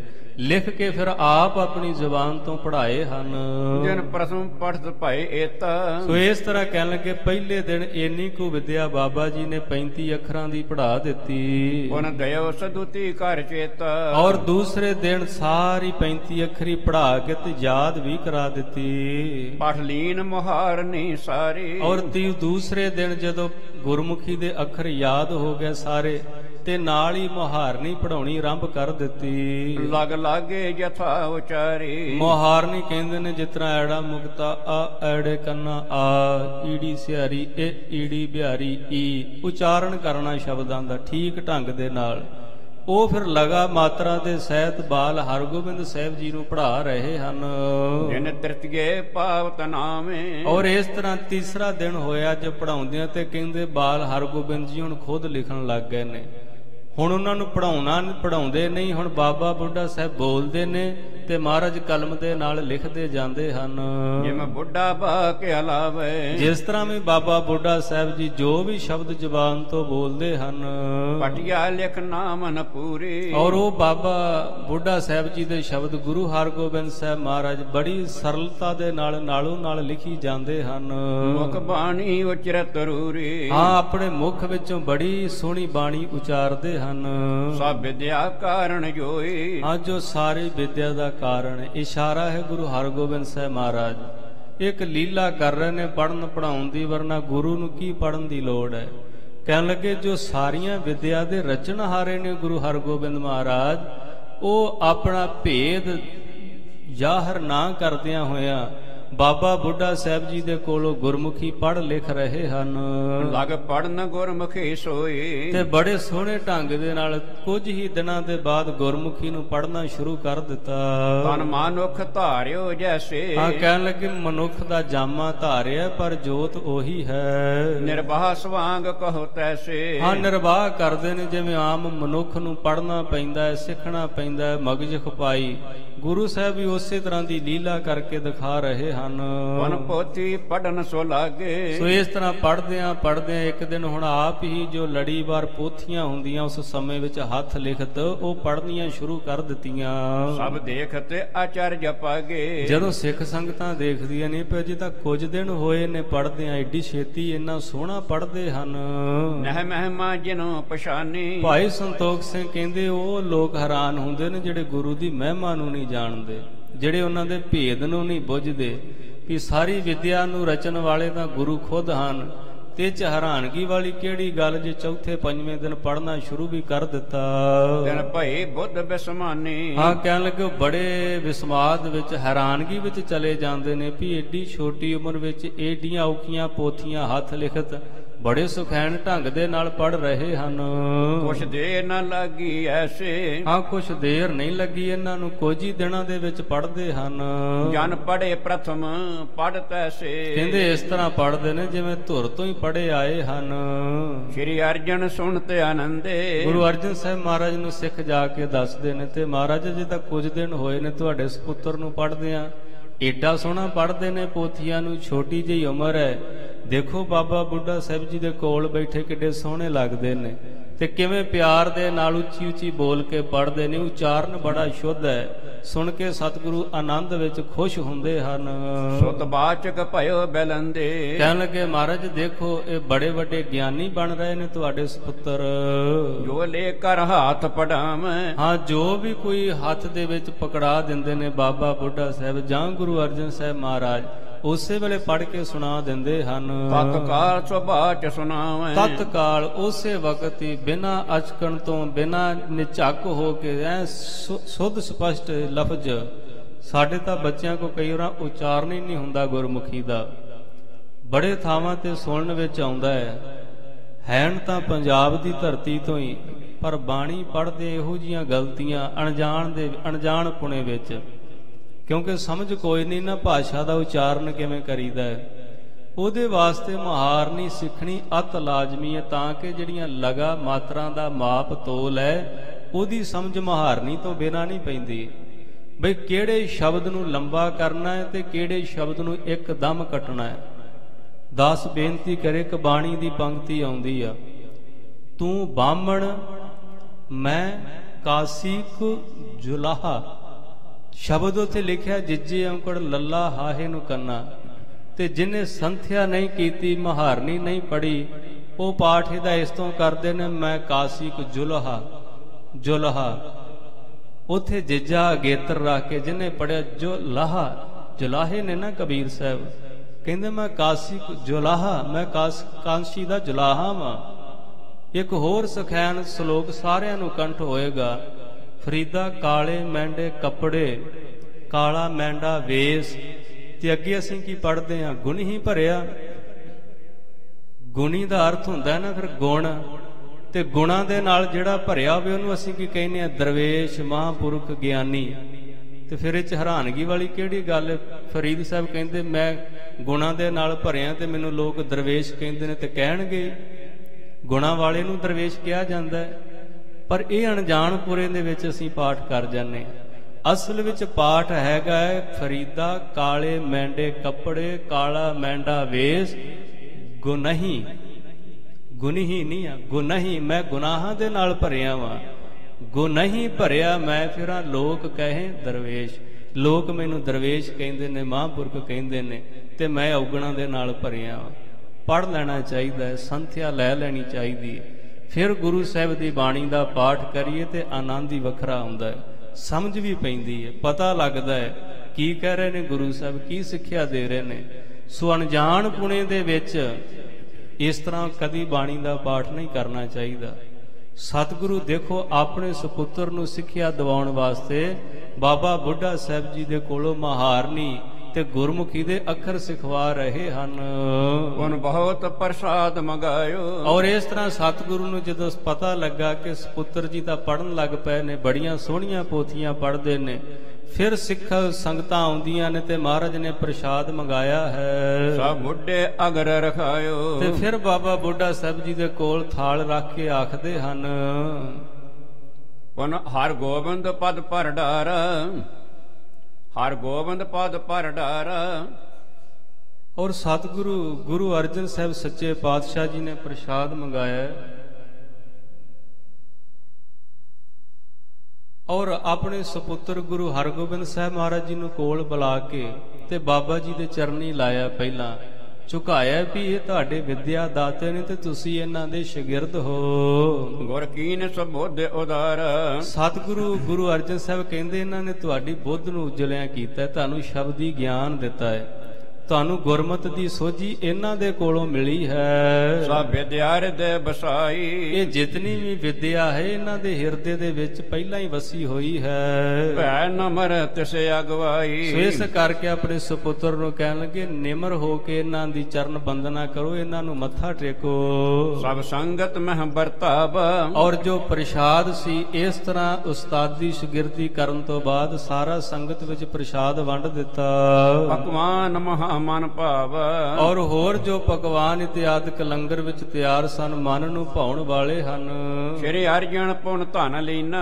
ਔਰ ਸਤਿਗੁਰੂ ਅਰਜਨ ਸਾਹਿਬ ਮਹਾਰਾਜ ਜੀ ਨੇ ਲੰਗਰ ਵਰਤਾਇਆ ਔਰ ਗਰੀਬ ਗੁਰਬਿਆਂ ਨੂੰ ਧਨ ਵੀ ਵੰਡਿਆ ਹੈ। ਗਣ ਦੀਨਨ ਦਾਨ ਸੋ ਦੀਨਾ। ਬੇਅੰਤ ਗਿਣਤੀ ਦੇ ਵਿੱਚ ਜਦੋਂ ਵੀ ਕੋਈ ਆਇਆ ਉਸ ਨੂੰ ਕੁਛ ਨਾ ਕੁਛ ਦਿੱਤਾ ਹੈ। ਉਤਸ਼ਾਹ ਕੀਨ ਤਿਸ ਕਾਲ। ਉਸ ਸਮੇਂ ਬੜੀਆਂ ਖੁਸ਼ੀਆਂ ਮਨਾਈਆਂ ਹਨ। ਲਗ ਧੁੰਦਬ ਬਜੇ ਵਿਸਾਲ। ਔਰ ਮੰਗਣ ਵਾਲਿਆਂ ਨੇ ਛੋਟੇ ਰੂਪ ਵਿੱਚ ਢੋਲਕੀਆਂ ਆ ਕੇ ਖੜਕਾਈਆਂ ਹਨ। ਸ਼ਹਨਾਈ ਸੋ ਝਾਂਜ ਨਫੀਰ। ਔਰ ਇਸ ਤਰ੍ਹਾਂ ਸ਼ਹਿਨਾਈ ਦੇ ਸਮੇਤ ਉਹ ਝਾਂਜਰਾਈਆਂ ਬੰਨ ਕੇ ਵਜਾਉਂਦੇ ਨੇ ਮੰਗਣ ਵਾਲੇ ਉਹ ਸਾਜ਼ ਲੈ ਕੇ ਆਏ ਹਨ। ਬੜ ਭਜੀ ਧੌਂ ਸਗਹੀਰੇ। ਸੋ ਇਸ ਤਰ੍ਹਾਂ ਵੱਡੇ ਵੱਡੇ ਵੱਡੇ ਧੌਂਸੇ ਵੀ ਵਜਾ ਕੇ ਮੰਗਦੇ ਹਨ। ਹਰਗੋਬਿੰਦ ਜੀ ਪ੍ਰਿਆ ਲਾਗੇ। ਔਰ ਗੁਰੂ ਹਰਗੋਬਿੰਦ ਸਾਹਿਬ ਮਹਾਰਾਜ ਜੋ ਕੋਲ ਬੈਠੇ ਨੇ ਸਤਿਗੁਰਾਂ ਦੇ ਕੋਲ ਹੀ ਬਾਬਾ ਬੁੱਢਾ ਸਾਹਿਬ ਜੀ ਬੈਠੇ ਨੇ ਬੜੇ ਪਿਆਰੇ ਲੱਗ ਰਹੇ ਹਨ। ਹਰ ਲੋਕ ਨਾਰਗ ਅੜ ਬੜ ਭਾਗੇ। ਅਬ ਲੋਕਤ ਨਰ ਬੜ ਭਾਗੇ। ਅਬ ਲੋਕਤ ਜਦੋਂ ਵੀ ਕੋਈ ਦੇਖਦਾ ਹੈ ਸਤਿਗੁਰੂ ਜੀ ਵੱਲ ਦਰਸ਼ਨ ਕਰਦੇ ਨੇ ਨਾਲ ਬਾਲ ਹਰਗੋਬਿੰਦ ਸਾਹਿਬ ਜੀ ਦੇ ਕਹਿਣ ਲੱਗੇ ਸਾਰਿਆਂ ਦੇ ਮਨ ਸਰਲ ਹੋ ਰਹੇ ਨੇ ਭਾਵ ਅੰਦਰੋਂ ਮਲੀਨਤਾ ਜਾ ਰਹੀ ਹੈ। ਅਬ ਬੁੱਢਾ ਜੀ ਅਨੁਰਾਗੇ। ਬਾਬਾ ਬੁੱਢਾ ਸਾਹਿਬ ਜੀ ਨੇ ਜਦੋਂ ਦੇਖਿਆ ਵੀ ਕਿਹੋ ਜੀ ਵਡਿਆਈ ਹੈ ਸਤਿਗੁਰੂ ਦੀ ਆਪ ਵੀ ਬੈਠੇ ਨੇ ਜਿਸ ਜਾਮੇ ਵਿੱਚ ਜੋਤ ਟਿਕਣੀ ਉਹ ਜਾਮਾ ਵੀ ਕੋਲ ਬੈਠਾ ਹੈ ਤੇ ਮੈਨੂੰ ਨਾ ਚੀਜ਼ ਜੇ ਸੇਵਕ ਨੂੰ ਹੀ ਵਡਿਆਈ ਦੇਈ ਜਾਂਦੇ ਨੇ ਕੋਲ ਬਿਠਾ ਕੇ ਸੰਗਤਾਂ ਇਹਨਾਂ ਨੂੰ ਨਮਸਕਾਰ ਕਰਦੀਆਂ ਨੇ ਤੇ ਸਿੱਖ ਮੈਨੂੰ ਵੀ ਝੁਕ ਜਾਂਦੇ ਨੇ। ਵੈਰਾਗ ਆ ਗਿਆ ਮਨ ਦੇ ਵਿੱਚ। ਔਰ ਬਿਸਰਿਓ ਸਭ ਬੈਰਾਗੇ। ਹਾਂ ਅੱਬਾ ਵੈਰਾਗ ਅੰਦਰ ਆ ਗਿਆ ਮਹਾਰਾਜ ਦੀ ਯਾਦ ਆ ਗਈ ਵੀ ਸਤਿਗੁਰੂ ਮੈਂ ਤਾਂ ਤੁਹਾਡੇ ਦਰ ਦਾ ਇੱਕ ਸੇਵਕ ਹਾਂ ਨਿਮਾਣਾ ਜਿਹਾ ਅੱਜ ਕਿਹੋ ਜਿਹੇ ਕਰਮ ਕੀਤੇ ਨੇ ਤੁਸੀਂ ਆਪਣੇ ਕੋਲ ਹੀ ਬਿਠਾ ਲਿਆ ਆਪਣੇ ਬਰਾਬਰ ਹੀ ਬਿਠਾ ਦਿੱਤਾ ਹੈ। ਪਰ ਅੰਕ ਬਦਨ ਅਵਲੋਕੇ। ਏਡਾ ਵੈਰਾਗ ਆਇਆ ਬਾਹੋਂ ਪਕੜ ਕੇ ਬਾਲ ਹਰਗੋਬਿੰਦ ਸਾਹਿਬ ਜੀ ਨੂੰ ਆਪਣੇ ਕੋਲ ਬਿਠਾ ਲਿਆ ਗੋਦੀ ਦੇ ਵਿੱਚ ਬਿਠਾ ਲਿਆ। ਫੁਰਨਾ ਇਹ ਕੀਤਾ ਵੀ ਕੋਈ ਮੈਨੂੰ ਨਾ ਮੱਥਾ ਟੇਕੇ ਮੇਰੇ ਸਾਹਮਣੇ ਨਾ ਝੁਕੇ। ਚੱਲ ਉਹ ਜਿਹੜੇ ਮਹਾਰਾਜ ਮੇਰੀ ਗੋਦੀ ਵਿੱਚ ਬੈਠੇ ਹੋਣਗੇ ਤੇ ਸਿੱਖ ਸੰਗਤਾਂ ਇਹਨਾਂ ਨੂੰ ਨਮਸਕਾਰ ਕਰ ਦੇਣਗੇ। ਬੜੀ ਉੱਚੀ ਅਵਸਥਾ ਦੀ ਗੱਲ ਹੈ ਕਿ ਮਨ ਨੂੰ ਕਿਧਰੇ ਹੰਕਾਰ ਨਾ ਠਿੱਬੀ ਲਾ ਜਾਏ ਕਿਧਰੇ ਇਹ ਨਾ ਸੋਚੇ ਵੀ ਬੁੱਢਿਆ ਤੇਰੀ ਇੰਨੀ ਕਮਾਈ ਹੋ ਗਈ ਹੁਣ ਵੇਖ ਸੰਗਤਾਂ ਵੀ ਤੈਨੂੰ ਮੱਥਾ ਟੇਕਦੀਆਂ ਨੇ। ਉਸ ਚੀਜ਼ ਨੂੰ ਮਾਰਨ ਵਾਸਤੇ ਤੇ ਸਾਹਿਬ ਜੀ ਨੂੰ ਆਪਣੇ ਕੋਲ ਬਿਠਾ ਲਿਆ, ਬਾਲ ਹਰਗੋਬਿੰਦ ਸਾਹਿਬ ਜੀ ਨੂੰ, ਕਿ ਤੁਸੀਂ ਮੇਰੀ ਗੋਦੀ ਵਿੱਚ ਬੈਠ ਜਾਓ, ਤਾਂ ਕਿ ਜਦੋਂ ਸੰਗਤਾਂ ਨਮਸਕਾਰ ਕਰਨ ਤੇ ਉਹਨਾਂ ਨੂੰ ਤੁਹਾਡਾ ਹੀ ਮੁਖ ਨਜ਼ਰ ਆਵੇ। ਮਨ ਪ੍ਰੇਮ ਰੁਕਤ ਨਹਿ ਰੋਕੇ। ਕਹਿਣ ਲੱਗੇ ਪ੍ਰੇਮ ਇੰਨਾ ਆਇਆ ਮਨ ਦੇ ਵਿੱਚ, ਰੋਕਣਾ ਚਾਹੁੰਦੇ ਨੇ ਪਰ ਰੁਕਦਾ ਨਹੀਂ। ਔਰ ਹਿਤ ਕਰ ਸੂੰਗਤ ਮੱਥਾ। ਤੇ ਬੜਾ ਹਿੱਤ ਕਰਦੇ ਨੇ, ਪਿਆਰ ਕਰਦੇ ਨੇ ਬਾਲ ਹਰਗੋਬਿੰਦ ਸਾਹਿਬ ਜੀ ਨੂੰ, ਮੱਥਾ ਚੁੰਮਦੇ ਹਨ। ਵਰ ਦੇਤ ਭਇਓ ਹਿਤ ਸਾਥ। ਤੇ ਬੜੇ ਵਰ ਦਿੱਤੇ, ਬੜੀਆਂ ਅਸੀਸਾਂ ਦਿੱਤੀਆਂ, ਅੰਦਰੋਂ ਵੈਰਾਗੀ ਹੋ ਕੇ ਵੀ ਕਿਹੋ ਜਿਹਾ ਸਤਿਗੁਰੂ ਦਾ ਬਖਸ਼ਿਸ਼ਾਂ ਵਾਲਾ ਘਰ ਹੈ, ਖੁਸ਼ ਹੈ ਨਾ, ਤੇ ਖੁਸ਼ ਹੋ ਕੇ ਵੰਡਿਆ ਜਾ ਸਕਦਾ ਹੈ। ਆਨੰਦ ਦਿੱਤਾ ਹੈ, ਜੋ ਆਨੰਦ ਦੁਨੀਆ ਵਿੱਚੋਂ ਨਹੀਂ ਲੱਭਾ ਉਹ ਸੁਖ ਗੁਰੂ ਨਾਨਕ ਦੇ ਘਰ ਵਿੱਚੋਂ ਲੱਭਾ। ਉਹ ਬਾਬਾ ਬੁੱਢਾ ਸਾਹਿਬ ਜੀ ਹੁਣ ਵੰਡਦੇ ਹਨ। ਬੜ ਵੀਰ ਕਸੋ ਕਟ ਭੱਥ। ਕਹਿਣ ਲੱਗੇ ਹੈ ਬਾਲ ਹਰਗੋਬਿੰਦ ਸਾਹਿਬ ਜੀ, ਤੁਸੀਂ ਬੜੇ ਵੱਡੇ ਸੂਰਮੇ ਹੋਵੋਗੇ, ਤੁਹਾਡੇ ਲੱਕ ਦੇ ਨਾਲ ਤੀਰਾਂ ਦੇ ਭਰੇ ਭੱਥੇ ਵੱਜਣਗੇ। ਗਰ ਖੜਗ ਧਨ ਦ੍ਰਿੜ ਹੱਥ। ਹਾਂ, ਤੁਸੀਂ ਤਾਂ ਮੀਰੀ ਪੀਰੀ ਦੀਆਂ ਤਲਵਾਰਾਂ ਧਾਰਨ ਕਰਨੀਆਂ ਨੇ, ਤੁਹਾਡੇ ਹੱਥ ਦੇ ਵਿੱਚ ਤਾਂ ਤੀਰ ਕਮਾਨ ਸ਼ੋਭਿਆ ਕਰੇਗਾ। ਰਿਪ ਮਾਰੋ ਘਰ ਕਮਸਾਨ। ਕਮਸਾਨ ਦੇ ਯੁੱਧ ਕਰ ਕਰਕੇ ਤੁਸੀਂ ਜ਼ਾਲਮਾਂ, ਦੁਸ਼ਟਾਂ, ਤੁਰਕਾਂ ਦਾ ਨਾਸ਼ ਕਰੋਗੇ। ਨਾ ਪ੍ਰਤ ਭਟ ਹੋਵੇਂ ਆਨ। ਕੋਈ ਵੀ ਐਸਾ ਧਰਤੀ ਤੇ ਨਹੀਂ ਜੋ ਤੁਹਾਡੀ ਤਾਕਤ ਦਾ ਮੁਕਾਬਲਾ ਕਰ ਸਕੇ। ਇੰਨੀਆਂ ਗੁਰੂ ਨਾਨਕ ਨੇ ਤੁਹਾਡੇ ਤੇ ਰਹਿਮਤਾਂ ਕਰਨੀਆਂ ਹਨ। ਪਰ ਸੰਗਰ ਸ਼ਤਰਣ ਮਾਰੋ। ਹਾਂ, ਤੁਸੀਂ ਰਣ ਮੈਦਾਨ ਦੇ ਅੰਦਰ ਸ਼ਸਤਰਧਾਰੀ ਹੋ ਕੇ ਸ਼ਤਰੂਆਂ ਨੂੰ ਮਾਰਿਆ ਕਰੋਗੇ। ਜਸ ਬਿਸਰੈ ਵਿਜੈ ਤੁਮਾਰੋ। ਹਾਂ, ਥਾਂ ਤੇ ਹਰ ਇੱਕ ਇਲਾਕੇ ਦੇ ਵਿੱਚ ਤੁਹਾਡਾ ਜਸ ਫੈਲ ਜਾਏਗਾ। ਰਾਜੇ ਮਹਾਰਾਜੇ ਜਾਣਗੇ ਕਿ ਗੁਰੂ ਨਾਨਕ ਦੀ ਗੱਦੀ ਦਾ ਐਸਾ ਵਾਰਸ ਆਇਆ ਜੋ ਸ਼ਸਤਰਧਾਰੀ ਹੈ, ਦੁਸ਼ਟਾਂ ਦਾ ਨਾਸ਼ ਕਰਦਾ, ਯੁੱਧ ਕਰ ਕਰਕੇ ਸਾਰਿਆਂ ਨੂੰ ਹੀ ਖਤਮ ਕਰ ਦੇਣਾ ਹੈ। ਬਾਲ ਅਤੁਲਤ ਬਾਹੋ ਵਿਸਾਲ। ਤੁਹਾਡੀਆਂ ਬਾਹਾਂ ਦਾ ਬਲ ਕੋਈ ਤੋਲ ਨਹੀਂ ਸਕੇਗਾ। ਕੋਈ ਸੂਰਮਾ ਤੁਹਾਡਾ ਸ਼ਸਤਰ ਵਿਦਿਆ ਵਿੱਚ ਮੁਕਾਬਲਾ ਕਰਦਿਆਂ ਕੋਈ ਤੁਹਾਡਾ ਅੰਤ ਨਹੀਂ ਪਾ ਸਕੇਗਾ ਕਿ ਕਿੱਡੀ ਆਸਾਨੀ ਦੇ ਨਾਲ ਤੁਸੀਂ ਤਲਵਾਰ ਚਲਾ ਕੇ ਕਿਵੇਂ ਪੈਂਦੇ ਖਾਨ ਨੂੰ ਅੱਧ ਦੇ ਵਿੱਚੋਂ ਹੀ 2 ਟੋਟੇ ਕਰਕੇ ਸੁੱਟ ਦਿੱਤਾ ਸੀ। ਭਾਵਾਂ ਕਿ ਉਹਨੇ ਲੋਹੇ ਦੀ ਸੰਜੋ ਪਹਿਨੀ ਸੀ, ਅੱਜ ਦੀ ਭਾਸ਼ਾ ਵਿੱਚ ਬੁਲਟ ਪ੍ਰੂਫ ਜੈਕਟ ਕਹਿ ਲੋ, ਜਰੇ ਬਖਤਰ ਜਿਹੜਾ ਲੋਹੇ ਦਾ ਬਣਿਆ ਹੁੰਦਾ ਜਾਲ ਹੁੰਦਾ ਹੈ, ਉਹ ਪਾ ਕੇ ਲੜਦਾ ਪਿਆ ਸੀ। ਇੰਨਾ ਬਲ ਸੀ ਪਾਤਸ਼ਾਹ ਦੀਆਂ ਬਾਹਾਂ ਦੇ ਵਿੱਚ ਕਿ ਜਰੇ ਬਖਤਰ ਦੇ ਸਮੇਤ ਮੋਢੇ ਤੋਂ ਲੈ ਕੇ ਵੱਖੀ ਦੇ ਵਿੱਚੋਂ ਦੀ ਤਲਵਾਰ ਨਾਲ 2 ਟੋਟੇ ਕਰਕੇ ਸੁੱਟ ਦਿੱਤਾ ਸੀ। ਓਏ ਧੀਰ ਗਢੀਲ ਕਿਰਪਾਲਾ। ਬਾਬਾ ਬੁੱਢਾ ਸਾਹਿਬ ਜੀ ਕਹਿਣ ਲੱਗੇ ਤੁਹਾਡਾ ਢੀਲ ਡੋਲ, ਤੁਹਾਡਾ ਸਰੀਰ ਬੜਾ ਵੱਡਾ ਹੋਏਗਾ। ਕਵਿਤ ਜੈਸੇ ਰਾਮਚੰਦ ਪਰ ਕੌਸ਼ਕ ਮਨਿੰਦਰ ਵਰ। ਕਹਿਣ ਲੱਗੇ ਕਿਵੇਂ ਤੁਲਨਾ ਕਰਕੇ ਦੱਸਦੇ ਨੇ ਤੁਸੀਂ ਕਿੱਡੇ ਮਹਾਨ ਯੋਧੇ ਹੋਵੋਗੇ। ਕਹਿੰਦੇ ਜਿਵੇਂ ਵਿਸ਼ਵਾਮਿੱਤਰ ਦੇ ਕੋਲ ਪਹਿਲਾਂ ਰਾਮਚੰਦਰ ਜੀ ਪੜ੍ਹਦੇ ਰਹੇ ਹਨ। ਹੋਏ ਕਿ ਪ੍ਰਸੰਨ ਮਨ ਵਿਦਿਆ ਸਿਖਰਾਏ ਕੈ। ਉਹ ਬੜੇ ਪ੍ਰਸੰਨ ਚਿੱਤ ਹੋ ਕੇ ਵਿਸ਼ਵਾਮਿੱਤਰ ਜੀ ਰਾਮਚੰਦਰ ਜੀ ਨੂੰ ਪੜ੍ਹਾਉਂਦੇ ਸਨ, ਕਿਉਂਕਿ ਪੜ੍ਹਨ ਦੇ ਵਿੱਚ ਲਾਇਕ ਸਨ, ਆਗਿਆਕਾਰੀ ਸਨ, ਸ਼ੁਭ ਗੁਣਾਂ ਦੇ ਧਾਰਨੀ ਸਨ। ਤੇ ਉਹ ਜਦੋਂ ਉਹਨਾਂ ਨੇ ਪੜ੍ਹਾਉਣਾ ਬੜੇ ਪਿਆਰੇ ਲੱਗਣੇ ਤੇ ਬੜੀ ਰੀਝ ਦੇ ਨਾਲ ਉਹਨਾਂ ਨੂੰ ਪੜ੍ਹਾਉਂਦੇ ਰਹੇ। ਦੀਨੇ ਬਾਰ ਔਰ ਸਭ ਮੰਤਰ ਸਿਰਮੌਰ ਜੀਤੇ। ਔਰ ਜਿਤਨਾ ਕੁਝ ਵੀ ਸੀ ਨਾ ਉਹਨਾਂ ਕੋਲ, ਅੱਜ ਤੋਂ 30-35 ਸਾਲ ਹੀ ਪਿੱਛੇ ਚਲੇ ਜਾਈਏ, ਜਿਹੜੇ ਗੁਰੂ ਲੋਕ ਸਨ, ਉਸਤਾਦ ਲੋਕ ਸਨ, ਕੋਈ ਵਿਦਿਆ ਦਿੰਦੇ ਸਨ ਤੇ ਉਹ ਸਾਰੇ ਆਪਣੇ ਅੰਦਰ ਖੋਲ ਕੇ ਨਹੀਂ ਸਨ ਦੱਸਦੇ ਵੀ ਸਾਡੇ ਕੋਲ ਕੀ ਕੁਝ ਹੈ। ਆ ਸੰਗੀਤ ਦੀ ਕਿਸੇ ਕੋਲੋਂ ਵਿਦਿਆ ਲੈਣੀ ਹੋਵੇ ਤੇ ਉਹ ਕੋਈ ਨਾ ਘੁੰਡੀ ਅੰਦਰ ਲੁਕਾ ਕੇ ਰੱਖਦੇ ਨੇ ਵੀ ਮੇਰਾ ਸ਼ਾਗਿਰਦ ਮੇਰੇ ਤੋਂ ਅੱਗੇ ਨਾ ਨਿਕਲ ਜਾਏ। ਭਾਵੇਂ ਕਿੱਡਾ ਵੱਡਾ ਫਨਕਾਰ ਬਣ ਜਾਏ, ਪਰ ਕੋਈ ਨਾ ਕੋਈ ਗੱਲ ਕਹਿ ਹੀ ਦਿੰਦੇ ਸਨ ਵੀ ਆਹ ਜਿਹੜੀ ਠੁਮਰੀ ਇਸ ਰਾਗ ਦੀ ਹੈ ਨਾ, ਇਹ ਨਹੀਂ ਇਹਨੂੰ ਮੈਂ ਗਾਉਣੀ ਦੱਸੀ ਵੀ ਇਹ ਕਿਹੜੇ ਤਾਲ 'ਚ ਕਿਵੇਂ ਪੜ੍ਹੀ ਦੀ ਹੈ। ਕੋਈ ਨਾ ਕੋਈ ਘੁੰਡੀ ਅੰਦਰ ਰੱਖ ਲੈਣੀ। ਪਰ ਰਾਮਚੰਦਰ ਜੀ ਨੇ ਏਡੀ ਭਾਵਨਾ ਨਾਲ ਆਪਣੇ ਗੁਰੂ ਵਿਸ਼ਵਾਮਿੱਤਰ ਦੀ ਸੇਵਾ ਕੀਤੀ ਕਿ ਉਹਨਾਂ ਨੇ ਪ੍ਰਸੰਨ ਹੋ ਕੇ ਜੋ ਵੀ ਉਹਨਾਂ ਦੇ ਕੋਲ ਮੰਤਰ, ਯੰਤਰ, ਤੰਤਰ, ਜਿਤਨੀ ਵੀ ਵਿਦਿਆ ਸੀ ਉਹ ਦਿਲ ਖੋਲ ਕੇ ਉਹਨਾਂ ਨੂੰ ਦੇ ਦਿੱਤੀ। ਐਸੇ ਹਰ ਗੋਬਿੰਦ ਬੇਲੰਦ ਵਿਦਿਆ ਦੇਈ ਸਭ। ਉਸੇ ਤਰ੍ਹਾਂ ਹੀ ਕਹਿੰਦੇ ਜਿਵੇਂ ਰਾਮਚੰਦਰ ਜੀ ਨੇ ਵਿਸ਼ਵਾਮਿੱਤਰ ਕੋਲੋਂ ਵਿਦਿਆ ਲਈ, ਇਸ ਯੁੱਗ ਦੇ ਵਿੱਚ ਹੁਣ ਦੇਖੋ ਇੱਕ ਪਾਸੇ ਬਾਬਾ ਬੁੱਢਾ ਸਾਹਿਬ ਜੀ ਨੇ ਜੋ ਵਿਦਿਆ ਦੇ ਰਹੇ ਨੇ ਤੇ ਦੂਸਰੇ ਪਾਸੇ ਗੁਰੂ ਹਰਗੋਬਿੰਦ ਸਾਹਿਬ ਜੋ ਵਿਦਿਆ ਸਿੱਖ ਰਹੇ ਹਨ। ਔਰ ਬਰ ਕਹੇ ਔਰ ਪ੍ਰੇਮ ਉਮਗਾਏ। ਬੜੇ ਪ੍ਰੇਮ ਦੇ ਨਾਲ ਬਾਬਾ ਬੁੱਢਾ ਸਾਹਿਬ ਜੀ ਨੇ ਬੜੀਆਂ ਅਸੀਸਾਂ ਦਿੱਤੀਆਂ, ਕੁਛ ਵੀ ਆਪਣੇ ਕੋਲ ਲੁਕਾ ਕੇ ਨਹੀਂ ਰੱਖਿਆ। ਜੋ ਗੁਰੂ ਘਰੋਂ ਦਾਤ ਮਿਲੀ ਸੀ ਉਹ ਗਿਆਨ ਖੋਲ ਕੇ ਵੰਡਿਆ ਹੈ। ਬੁੱਢੇ ਹਵਾ ਪ੍ਰਸੰਨ ਸ਼ੁਭ ਆਸ਼ਿਖ ਬਖਾਨੀ ਧਨ। ਇੰਨੇ ਪ੍ਰਸੰਨ ਹੋਏ ਨੇ ਬਾਬਾ ਬੁੱਢਾ ਸਾਹਿਬ ਜੀ, ਬਾਲ ਹਰਗੋਬਿੰਦ ਸਾਹਿਬ ਜੀ ਨੂੰ ਘੁੱਟ ਕੇ ਗਲਵਕੜੀ ਵਿੱਚ ਲਿਆ ਹੋਇਆ, ਪ੍ਰਸੰਨ ਚਿੱਤ ਹੋ ਕੇ ਅਸੀਸਾਂ ਹੀ ਦਈ ਜਾ ਰਹੇ ਨੇ, ਅਸੀਸਾਂ ਹੀ ਦਿੱਤੀਆਂ ਹਨ।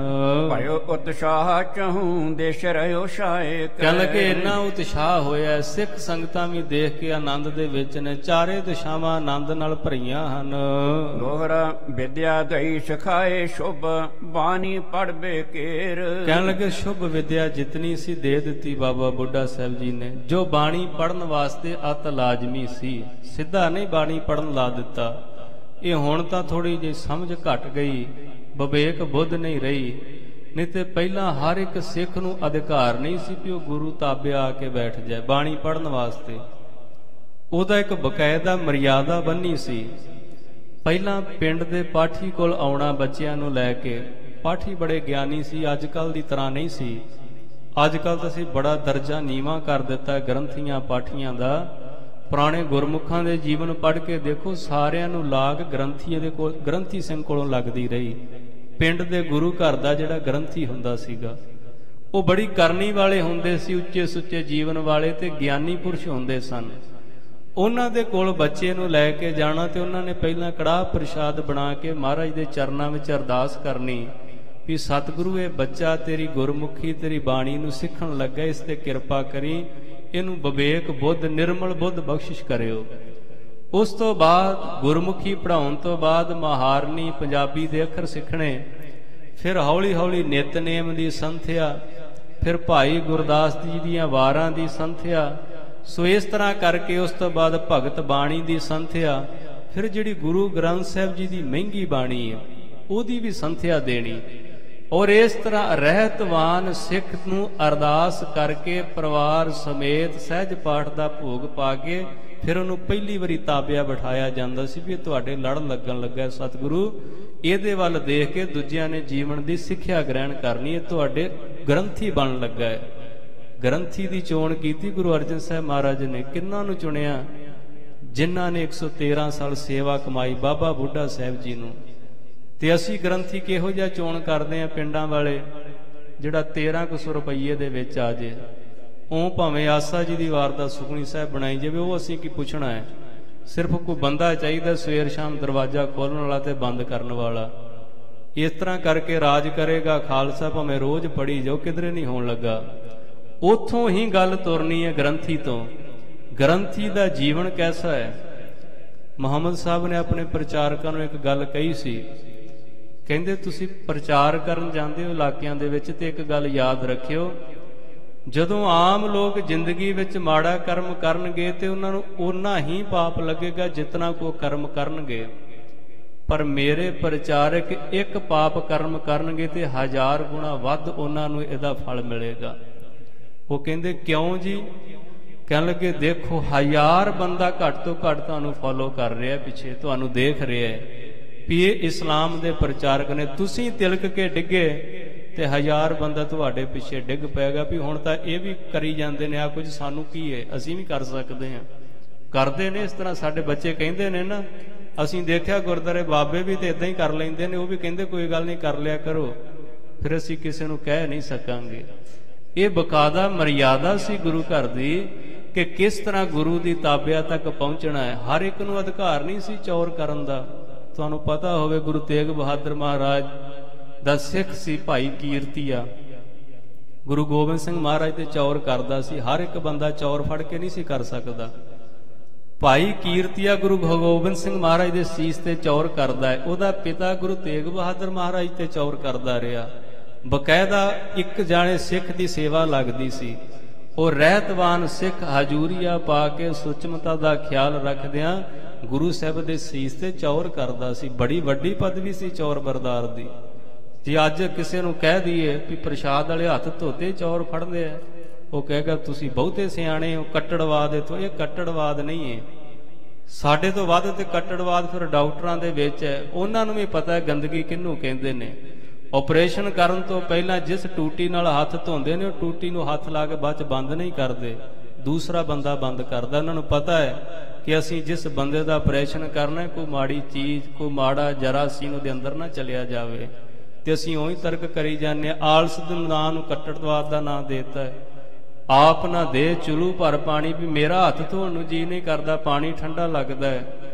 ਦੂਜਿਆਂ ਸਾਹਮਣੇ ਚੰਗਾ ਬਣਨ ਵਾਸਤੇ ਮੈਂ ਇਹ ਕਹਿ ਦੇਣਾ ਵੀ ਇਹ ਕੱਟੜਵਾਦ ਕਰਦੇ ਨੇ, ਮੇਰੇ 'ਚ ਬੜੀ ਨਿਮਰਤਾ ਹੈ। ਇਹਨੂੰ ਨਿਮਰਤਾ ਨਹੀਂ ਕਹਿੰਦੇ, ਇਹਨੂੰ ਆਲਸ ਕਹਿੰਦੇ ਨੇ। ਸੋ ਇਸ ਕਰਕੇ ਗੁਰੂ ਘਰ ਦੀਆਂ ਜੋ ਪਰੰਪਰਾਵਾਂ ਨੇ, ਜੋ ਮਰਿਆਦਾ ਨੇ, ਜਿਨ੍ਹਾਂ ਕਰਕੇ ਭਾਵਨਾ ਬਣੀ ਰਹੇ, ਗੁਰੂ ਦਾ ਨਿਰਮਲ ਭਾਉ ਬਣਿਆ ਰਹੇ, ਉਹ ਕਰ ਲੈਣੀਆਂ ਅਤ ਲਾਜ਼ਮੀ ਹਨ। ਵਿਦਿਆ ਦੇਈ ਸਿਖਾਏ ਸ਼ੁਭ, ਬਾਣੀ ਪੜ੍ਹਵੇ ਕੇਰ। ਇਸ ਤਰ੍ਹਾਂ ਬਾਬਾ ਬੁੱਢਾ ਸਾਹਿਬ ਜੀ ਨੇ ਬੜੀ ਸਿਆਣਪ ਦੇ ਨਾਲ ਸਾਰੀ ਵਿਦਿਆ ਦਿੱਤੀ ਵੀ ਇਸ ਵਿਦਿਆ ਨੂੰ ਲੈ ਕੇ ਹੁਣ ਤੁਸੀਂ ਬਾਣੀ ਪੜ੍ਹ ਸਕਦੇ, ਹੁਣ ਤੁਸੀਂ ਬਾਣੀ ਦਾ ਪਾਠ ਕਰ ਸਕਦੇ ਹੋ। ਵਰਨਾ ਹਰ ਇੱਕ ਦਾ ਕੰਮ ਨਹੀਂ ਬਾਣੀ ਦੇ ਸ਼ਬਦਾਂ ਦਾ ਉਚਾਰਨ ਕਰ ਲੈਣਾ, ਕਿਉਂਕਿ ਇੱਥੇ ਸੰਸਕ੍ਰਿਤ ਦੇ ਵੀ ਸ਼ਬਦ ਨੇ, ਫਾਰਸੀ ਦੇ ਵੀ ਸ਼ਬਦ ਨੇ, ਪਤਾ ਨਹੀਂ ਕਿਤਨੀਆਂ ਭਾਸ਼ਾ ਦਾ ਸੁਮੇਲ ਹੈ। ਜਿਸ ਇਲਾਕੇ ਵਿੱਚ ਗਏ ਪਾਤਸ਼ਾਹ ਉਹਨਾਂ ਦੀ ਬੋਲੀ ਵਿੱਚ ਹੀ ਬਾਣੀ ਉਚਾਰਦੇ ਰਹੇ, ਉਹਨਾਂ ਨੂੰ ਸਮਝਾਉਣ ਵਾਸਤੇ। ਜਦੋਂ ਅਸੀਂ ਅਰਬੀ ਫਾਰਸੀ ਦੇ ਸ਼ਬਦ ਪੜ੍ਹਦੇ ਹਾਂ, ਯਕ ਅਰਜ ਗੁਫਤਮ ਪੇਸਤੋ ਦਰਗੋਸ ਕੁਨ ਕਰਤਾਰ, ਹੱਕਾ ਕਬੀਰ ਕਰੀਮ ਤੂੰ ਬੇਐਬ ਪਰਵਦਗਾਰ, ਦੁਨੀਆ ਮੁਕਾਮੇ ਫਾਨੀ, ਤਹਿਕੀਕ ਦਿਲ ਦਾਨੀ, ਮਮ ਸਰ ਮੁਏ ਇਜ਼ਰਾਇਲ ਗ੍ਰਿਫਤ ਹੈ, ਦਿਲ ਹੇਚ ਨਾ ਦਾਨੀ। ਜਿਹੜਾ ਨਹੀਂ ਪੜ੍ਹ ਸਕਦਾ, ਨਹੀਂ ਸੰਥਿਆ ਕੀਤੀ, ਉਹਦੀ ਜ਼ੁਬਾਨ ਇਹਨਾਂ ਸ਼ਬਦਾਂ ਨੂੰ ਉਚਾਰਨ ਨਹੀਂ ਕਰ ਸਕੇਗੀ। ਪਦਾ ਆਉਂਦਾ ਜੈਦੇਵ ਜੀ ਦਾ, ਜਦੋਂ ਪਾਠੀ ਸਿੰਘਾਂ ਨੂੰ ਰੱਖਦੇ ਨੇ ਅੱਜ ਵੀ, ਤੇ ਉਹ ਪਹਿਲਾਂ ਉਹ ਪਦਾ ਸੁਣ ਲੈਂਦੇ ਨੇ। ਪਰਮਾਦ ਪੁਰਖ ਮਨੋਪਿਮੰ ਸਤ ਆਦ ਭਾਵ ਰਤੰ, ਪਰਮ ਦਬੁੱਤੰ ਪਰਕ੍ਰਿਤ ਪਰੰ ਜਦ ਚਿੰਤ ਸਰਬ ਗਤੰ। ਹੁਣ ਜਿਹਨੇ ਨਹੀਂ ਸੰਥਿਆ ਕੀਤੀ, ਉਹਦੀ ਜ਼ੁਬਾਨ ਉਚਾਰਨ ਨਹੀਂ ਕਰ ਸਕੇਗੀ। ਇਸ ਕਰਕੇ ਕਿਸੇ ਨਾ ਕਿਸੇ ਗੁਰਸਿੱਖ ਦਾ ਸਹਾਰਾ ਲੈ ਕੇ ਜਿਹਨੇ ਸ਼ਬਦਾਂ ਨੂੰ ਉਚਾਰਨ ਕਰਨਾ ਸਿੱਖ ਲਿਆ ਹੈ, ਤੇ ਉਹਨੂੰ ਬੇਨਤੀ ਕਰੀਏ ਕਿ ਕੁਝ ਸਮਾਂ ਕੱਢ ਕੇ ਜਿਸ ਨੂੰ ਅਸੀਂ ਗੁਰੂ ਮੰਨੀ ਬੈਠੇ ਹਾਂ, ਘੱਟ ਤੋਂ ਘੱਟ ਉਹਦਾ ਨਾਮ ਤੇ ਉਚਾਰਨ ਕਰਨ ਦੀ ਜਾਚ ਸਿੱਖ ਲਈਏ। ਲਗਾ ਮਾਤਰਾ ਦੇ ਸਹਿਤ ਬਾਣੀ ਤਾਂ ਪੜ੍ਹਨੀ ਸਿੱਖ ਲਈਏ। ਜੇ ਗੁਰੂ ਅਰਜਨ ਸਾਹਿਬ ਆਪਣੇ ਸੁਪੁੱਤਰ ਨੂੰ ਪੜ੍ਹਾਉਂਦੇ ਪਏ ਨੇ ਵੀ ਤੂੰ ਬਾਣੀ ਪੜ੍ਹਨ ਵਾਸਤੇ ਬਾਬਾ ਬੁੱਢਾ ਸਾਹਿਬ ਜੀ ਦੇ ਕੋਲੋਂ ਗੁਰਮੁਖੀ ਅੱਖਰ ਸਿੱਖੋ, ਫਿਰ ਸਾਨੂੰ ਵੀ ਇਸ ਸਾਖੀ ਤੋਂ ਸਿੱਖਿਆ ਲੈਣੀ ਚਾਹੀਦੀ ਹੈ। ਅਸੀਂ ਖੁਦ ਪੜ੍ਹੀਏ, ਆਪਣੇ ਬੱਚਿਆਂ ਨੂੰ ਪੜ੍ਹਾਈਏ, ਸਾਡਾ ਫਰਜ਼ ਬਣਦਾ ਹੈ। ਕੋਲ ਬਿਠਾ ਕੇ ਉਹਨਾਂ ਨੂੰ ਨਿਤਨੇਮ ਦੀ ਸੰਥਿਆ ਕਰਾਈਏ, ਜੀਵਨ ਦੀ ਪਰਪੱਕਤਾ ਬਾਰੇ ਉਹਨਾਂ ਨੂੰ ਦ੍ਰਿੜ ਕਰੀਏ। ਇੰਨੀਆਂ ਕੋ ਬੇਨਤੀਆਂ ਪ੍ਰਵਾਨ ਕਰਨੀਆਂ। ਅੱਜ ਇੱਥੇ ਇਤਿਹਾਸ ਨੂੰ ਵਿਰਾਮ ਹੈ। ਰਹਿੰਦਾ ਪ੍ਰਸੰਗ ਕੱਲ ਦੇ ਦੀਵਾਨ ਅੰਦਰ ਸਰਵਣ ਕਰਾਂਗੇ। ਭੁੱਲ ਚੁੱਕ ਦੀ ਖਿਮਾ, ਪਿਆਰ ਨਾਲ ਫਤਿਹ ਗਜਾਓ। ਵਾਹਿਗੁਰੂ ਜੀ ਕਾ ਖਾਲਸਾ, ਵਾਹਿਗੁਰੂ ਜੀ ਕੀ ਫਤਿਹ।